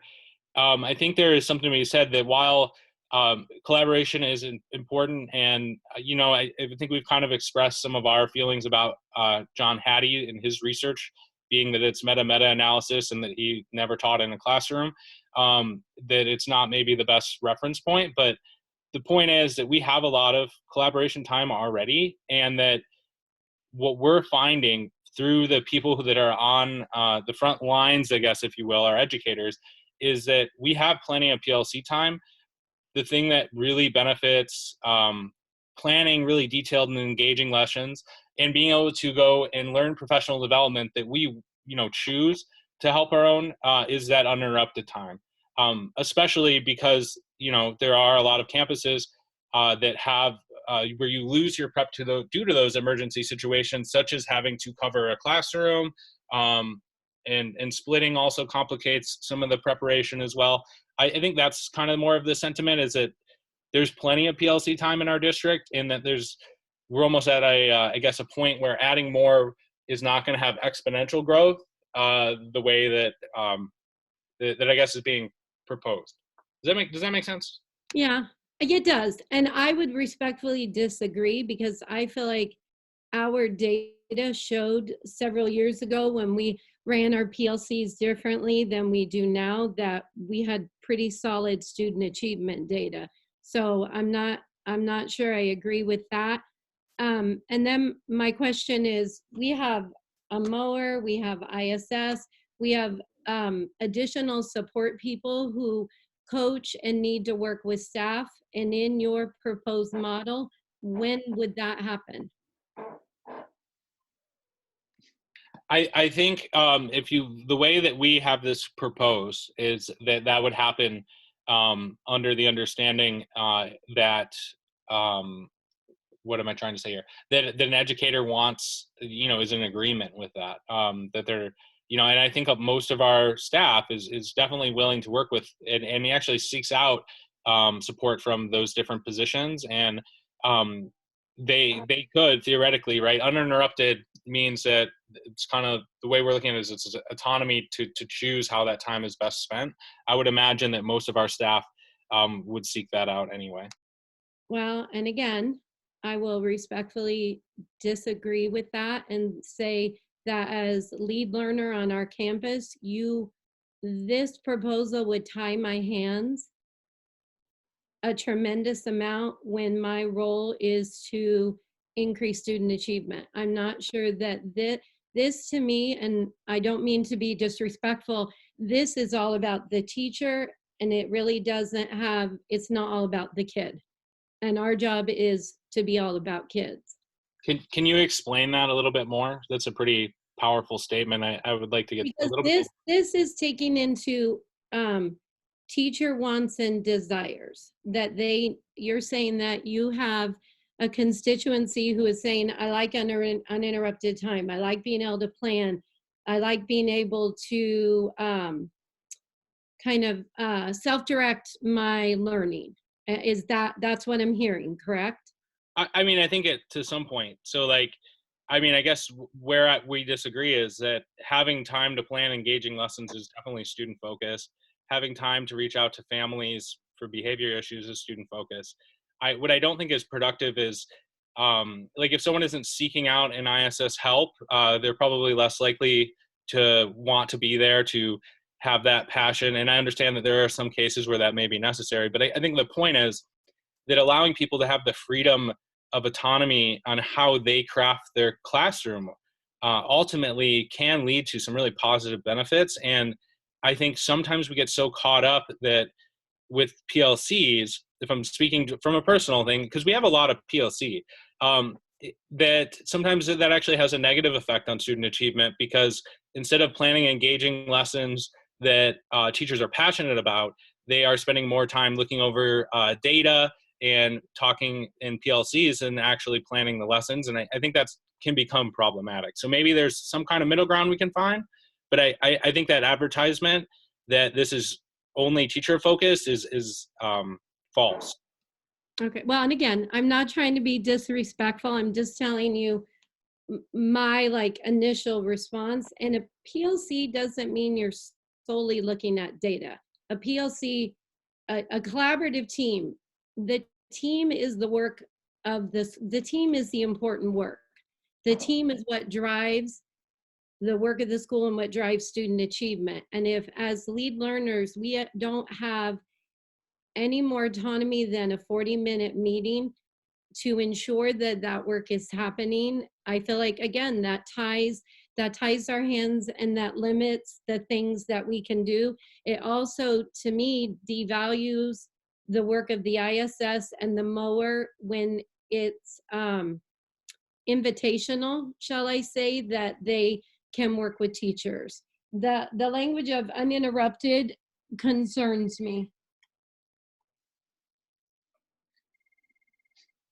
Yeah, and I think, Dylan, I understand where you're coming from on this with the amount of time and things like that. However, the thought that most people are voluntarily seeking this help, I would disagree with that also. I don't think that everyone knows when they're struggling. And I think the role of the principal or assistant principal is to identify that, or even a team lead or a department chair, and say, hey, this individual definitely could use some assistance. So making it so constrictive, I think, is problematic. But I do think this is something that we should continue discussing in our next meeting, Yeah. if that makes sense. Yeah, I would just like to add that, even with this proposal, we're still looking at, 180 minutes of professional development or PLC a week. I mean, that's 3 hours. You have Where do you find that, Dylan? okay, so you have 50 minutes of PLC during the day. If we're looking at we can look at the elementary, which is about 10 minutes different, but at the middle school, we're looking at 50 minutes of PLC. You have potential for 50 minutes of PLC or duty. So let's cut that in half. That's 75 minutes right there. And then we have an hour and a half on Thursdays for professional development every single week, except for eight of the days per year, which are the contract days. And then in addition to that, we have half-day Fridays where we have PLC for, I think, about 3 hours for 4 of them. So that's 12 hours spread out over the course of the year. So I think, there's more PLC time than I think, is that, like, I know the proposal looks like there's a lot of, I guess what I'm trying to say is there's quite enough PLC time that we already have. And I think a lot of people feel that way. And I think that's one of the things that we want to bring forth here, because, we did allocate time on Fridays and Thursdays for a reason. One of the things that people are not feeling they have enough to do is that an uninterrupted time to, like I said, make phone calls, prepare lessons, prepare the classroom. I do want to let Shelly jump in because she wanted to add something. Shelley Knight speaking on behalf of the chair. Thank you for giving me the opportunity. One reason I think that we're getting away from is it's not about this time isn't necessarily about the teacher. It's about finding what's best for that classroom environment. So if I'm struggling in my classroom with behaviors, I need that time in order to seek out help for behaviors from a behavior specialist. If someone else is struggling with learning targets or lesson plans, they need to have that time to be allowed to seek out assistance in that area. So ultimately, this is focusing on, it looks like it's focusing on the teacher, but really it's focusing on what the teacher needs in order to be able to support the individual students in the individual classrooms. Because we all know one classroom is not going to be exactly the same as another. On Shelley, I absolutely agree. And if in the original proposal, we had asked for 2 40-minute sessions for a K-6, and then the other language talked about, let's see, individual planning preparation, and it said this might include support from colleagues, mentor, ISS, mower, or administrator. So that very well could be an individual teacher who needs support, and that opens the door then for the ISS, the mower, whomever, to be able to do that without it saying uninterrupted time. Because if that teacher doesn't recognize they need that support, or if they maybe don't reach out, the language in this current proposal I'm looking at doesn't allow us to do that. So just a couple things I think that are important. With the original proposal, not only did it, I don't want to use the word mandate for PLCs, but it was, it could definitely be interpreted that way. But it could be interpreted as the administrator can take all of your time whenever they want to for collaboration or anything else. And I know that probably was not the spirit. I'm pretty positive of that, but absolutely not.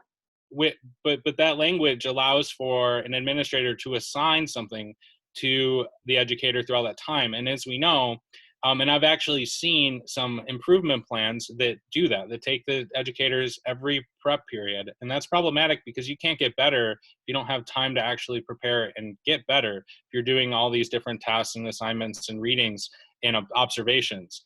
Now, I think there is definitely room for more of a conversation of a compromise here, but that original proposal also doesn't address the morning time or the afternoon time at all, which, because of our contract, is about 250 minutes of time. And I think there's, needs to be some language in there. And if you look at education, I'm from Michigan. On the East Coast, prep time is a sacred thing that cannot be taken away from you.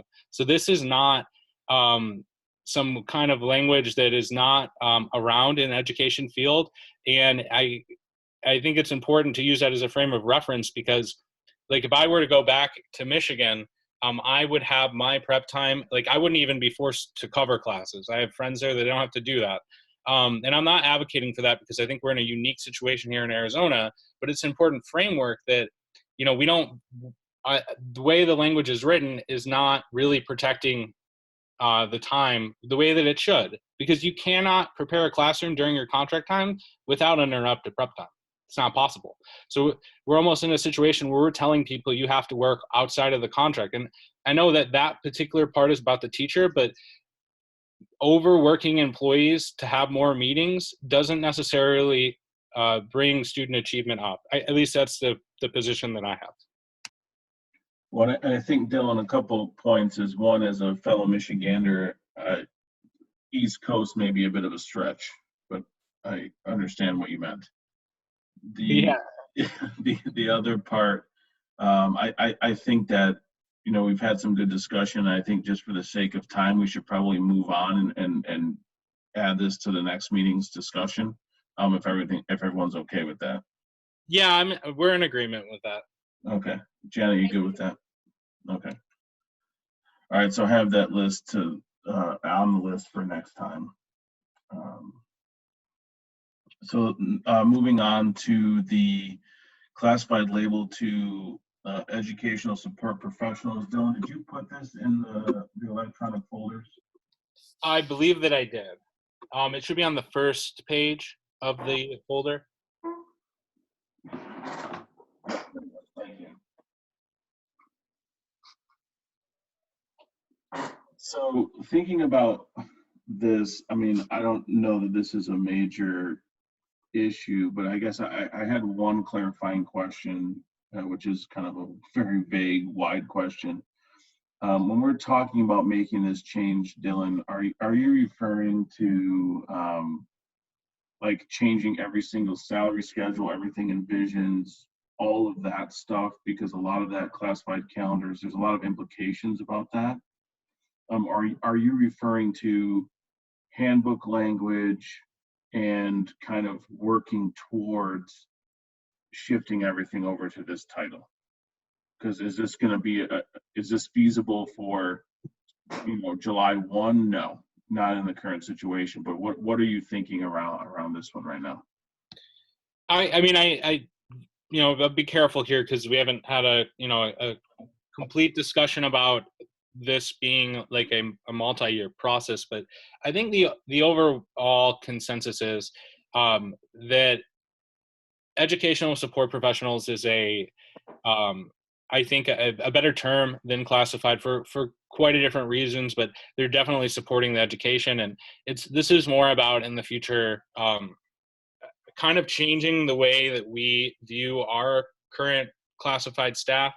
And I know that this is a conversation that's come up, and I get that there is some time that it would take in this. So I don't know if the agreement could be that this happens before 2021, 2022 for all of the documents, but kind of we start changing the languages that we're using until then. And does that make sense? That kind of like last year when we did the handbook, that update with the links, that this would be a multi-year process.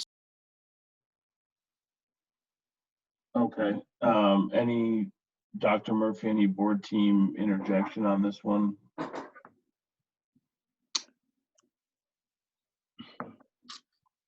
Well, I share the same concern that you do, Mr. Hancock, that just in terms of having to the expectation is we're going to change every document, every policy, every thing it's pretty monumental, as opposed to beginning to refer to this with the new label.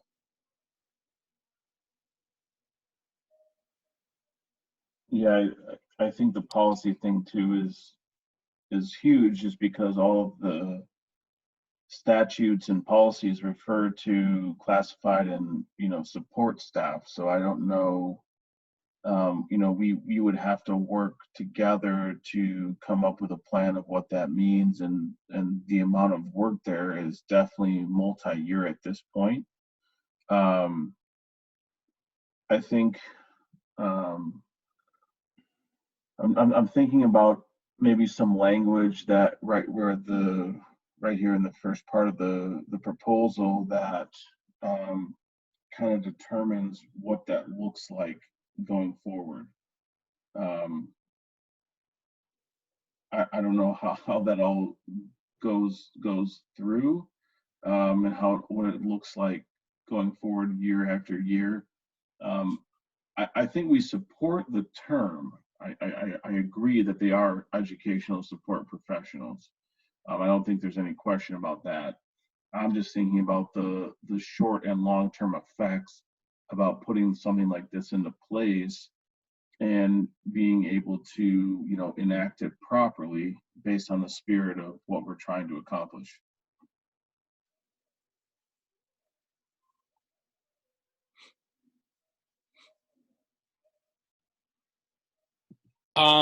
So it would, I guess I'm wondering if, I would imagine that the governing board could pass, a kind of a all-encompassing kind of language that said, classified employees will henceforth be referred to as educational support professionals.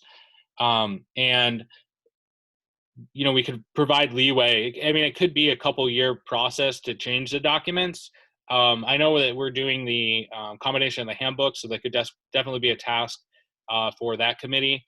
And I know there's also board policy, and that might take some time. But if there was, if we had some time frame that was that we could chip away at over time and be a multi-year process, I think it would be doable. Like I said, I don't have access to all of those, but I imagine there's got to be a way that someone can figure out how to do it, not super quickly, but in a reasonable time frame.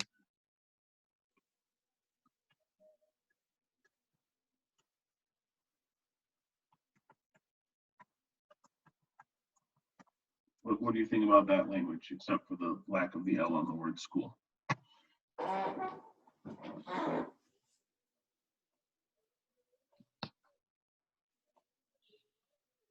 Yeah, I think that looks good for me. So basically, just for summarization purposes, we would be changing the kind of the verbiage and how we speak about our classified staff to educational support professionals, and then by the 2022-2023 school year, have it updated in all of our forms, policies, and documents. Yeah, that's what I'm thinking there. I think I do want to add one line though about, because there's statutes, right, that they're not going to use the term educational support professionals. So I'm almost thinking something like statutes.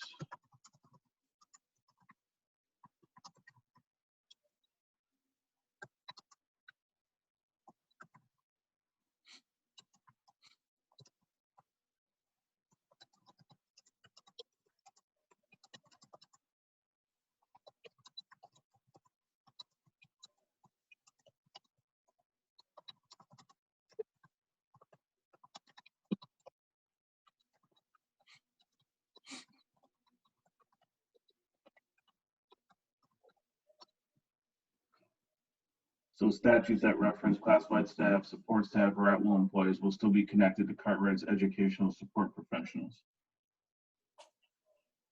Yeah, I think I think that language, I don't have any problems with it, and I think it's logical. I don't know if anyone else notices something.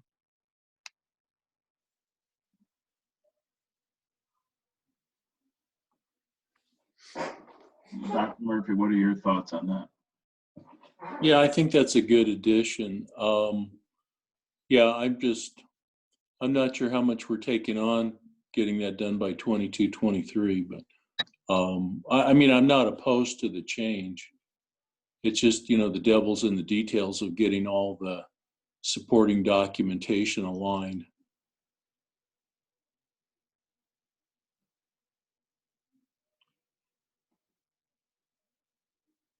But I think it's okay, basically. All right. Any other feedback, Janet, CEA team?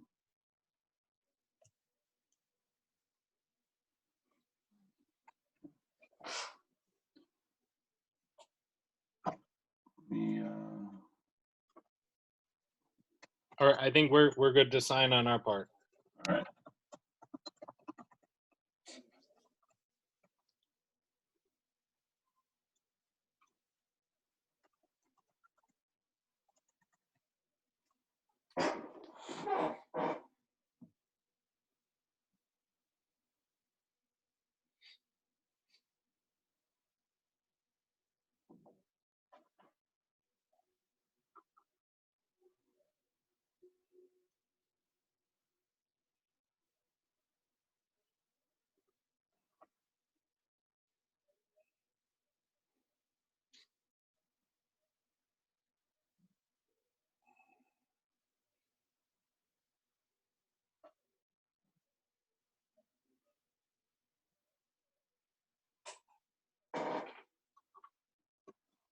All right, so the next one, sorry, I had a minor distraction there.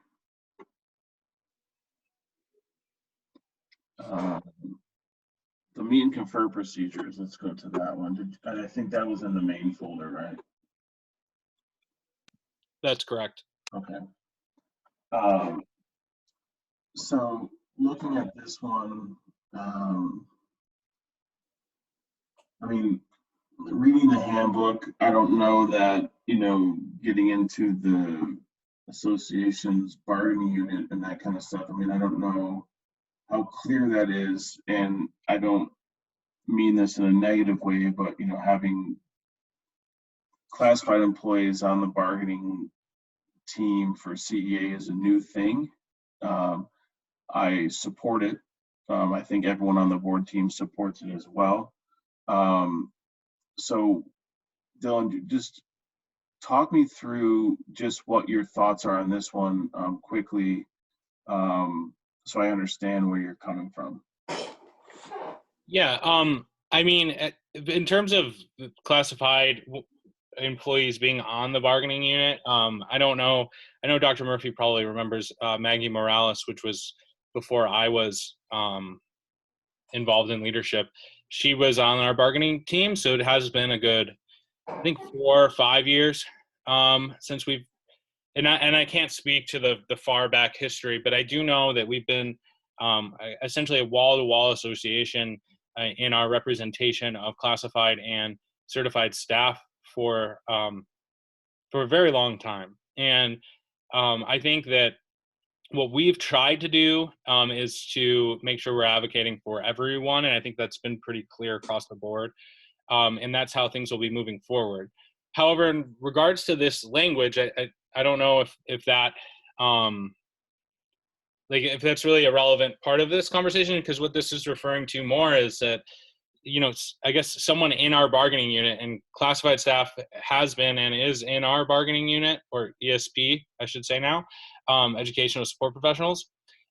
They shouldn't really be on the board's team, because they're part of our bargaining unit. So the way that I think is an easy framework is, in unions or associations and negotiations with the board, or you could use management as an example, it wouldn't be appropriate for the, let's say, a factory management team to have a floor member on there because they're not part of their unit, I guess. Or like, I don't believe it would be appropriate for us to have an administrator on our side to do the bargaining on our behalf, or someone from the exec team.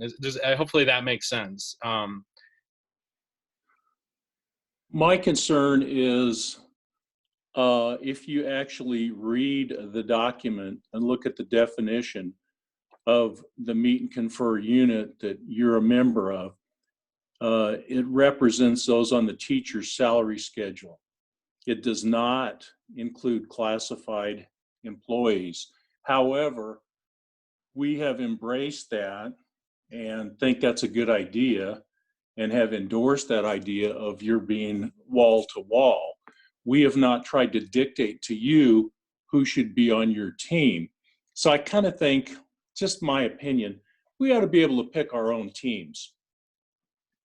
I wholeheartedly disagree with that assessment. And even at the last meeting, I thought we flushed this conversation out where we are officially representing our classified staff, and that we didn't need to have a proposal specifically about that because it was already the process. And when we combine the handbooks, their handbook would officially have that language as well, meaning that we were in this agreement of that. And my understanding is that has been the practice for a long time here. And it just truly, I understand wanting to pick your own team.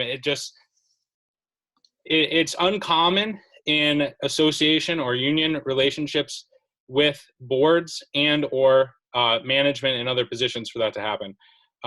It's not something that's usually done. I think you're way over the line trying to tell us who to put on our team.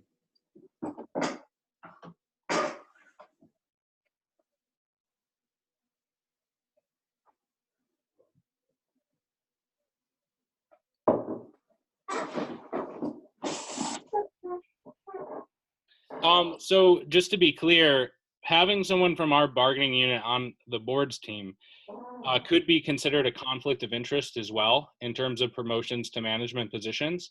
I think that's something that needs to be considered because essentially you could have a position where someone from our bargaining unit is bargaining against our bargaining unit, which could lead to, and I'm not saying that this is happening or is going to happen, it's just, it is a conflict of interest in our opinion. Well, and I'm looking at the language you have proposed, Dylan, and what if, and I don't disagree with the sentiment of Dr. Murphy, being like guided or told who's going to be on the board's team, because as the further language says, that's, part of the process of selecting those members. I do like the part about including representatives from human resources, educational services, financial services, admin services, and operational services as needed. Obviously, there's not going to be one from all of those because it may not work. If typically you'd want the board chairperson to be from human resources and another person from human resources. So some of that may not be ideal to have one from every department. But what if we just took out the line about will not include any member from the association's bargaining unit, because I think the other language captures that going forward. The second portion of that for us, I think, is less important than the language about the bargaining unit. I think, again, I don't want to be repeating myself, but it doesn't make a whole lot of sense, I think, to include, because of the way that it is now, and I think this is the first year that it's ever happened to have someone from our technical bargaining unit. You had a TOSA, a teacher on special assignment, on your team. So I don't think that it's appropriate for teachers or certain classified staff to serve on the board's team. we're bargaining for the wages of those people, and it's a conflict of interest. It's inappropriate, and it's not been the past practice, let alone this year to have someone from our organization that served in leadership on your bargaining unit. It's problematic, and I think we should avoid that moving forward. So what if we change the language to something that encaptures that it's going to be administrators? I think that that's fine. Essentially, especially because administrators was really clear last year are not part of our bargaining unit, and we do not bargain for administrators. I'm just looking at the language. So would we start with it is recommended, or sorry, I didn't open this properly.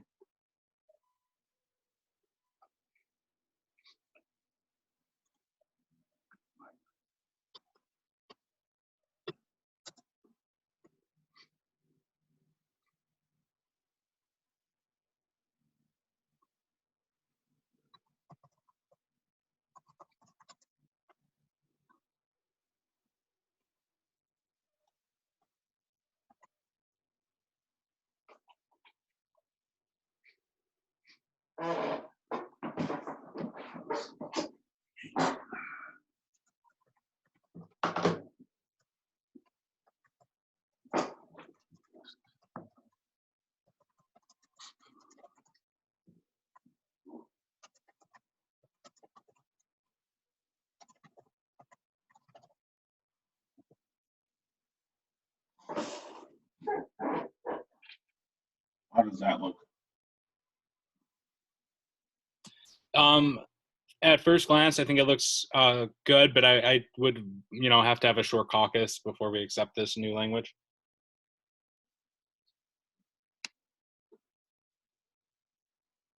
Okay, if that's what you're requesting, 1250 return. Sounds good to me. Thank you. Thank you.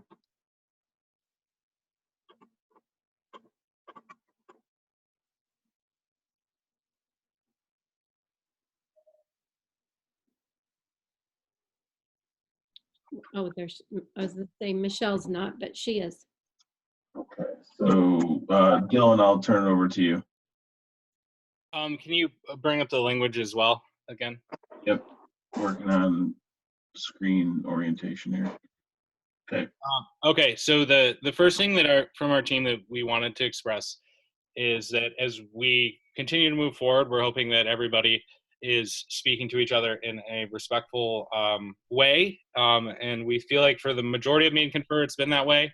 We just want to make sure that we're continuing to treat each other respectfully. Secondly, in terms of the new language, we, about 30 minutes ago just signed an MOU combining the handbooks. So we do, as an association, take a little bit of offense to the allegation that we don't represent classified staff when we just signed something that was going to combine the handbooks. So we are okay with the language the way that was written from the district's team for this, but we would like to add to the sentence that says the association's team's representatives shall be appointed and elected by the elected director of Meet and Confer. The association's team will include at least one classified member. Tom, can you screen share? Because I Oh, can't. I'm sorry. Yep, I didn't hit that button. Yeah, I was like, I can't see it. I don't know if anybody else can. Sorry, I'm too old for this stuff. And I'll add the language and we can talk about it if necessary. I had to laugh so hard at that comment. Jeez.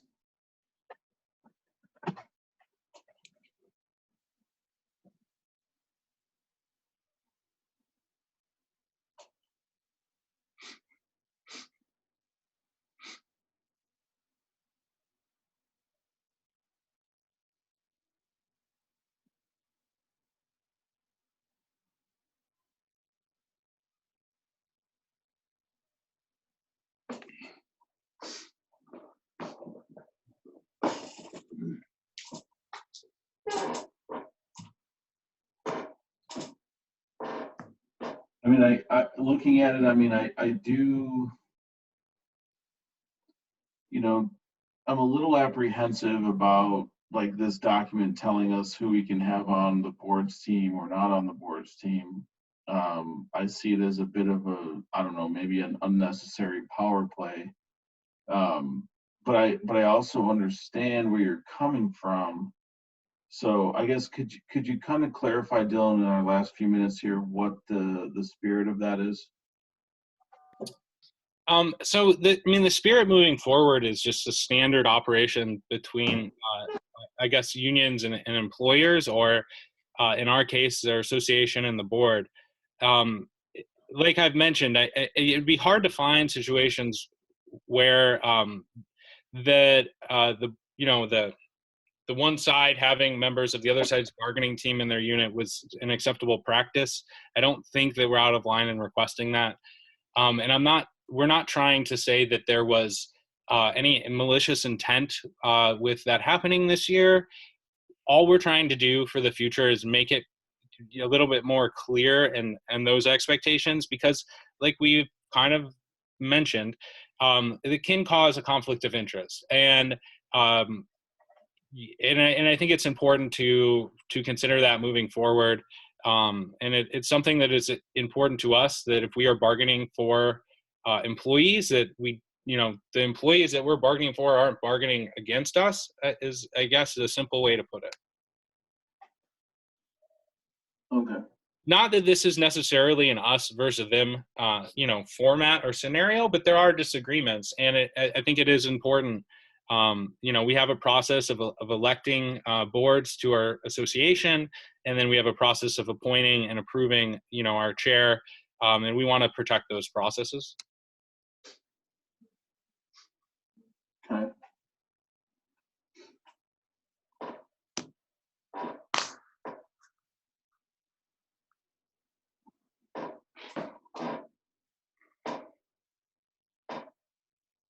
Well, I mean, I think going forward, I mean, I don't think anyone's trying to have a confrontational, movement here over this.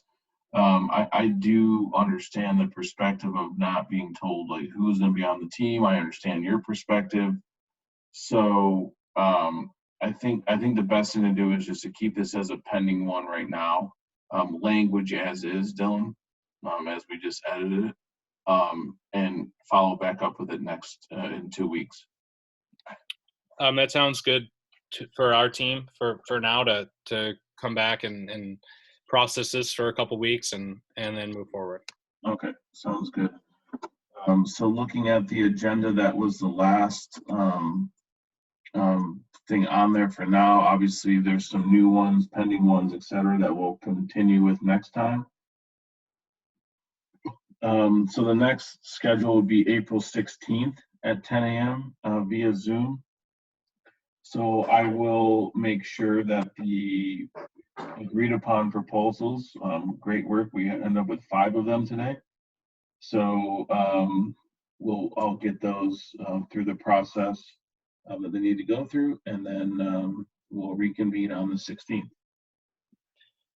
Thank you. And then just so we can framework the rest of our ratification process. I know we already ratified for the step schedule, but we'll need to ratify everything else. That would need to be completed by the following Thursday from the last meeting.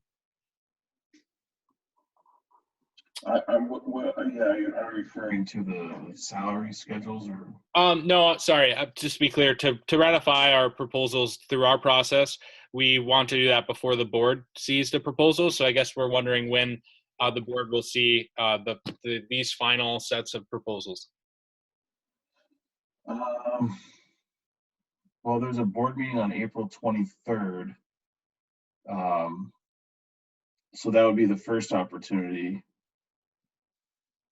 Okay, we can ratify before the 23rd. That will work.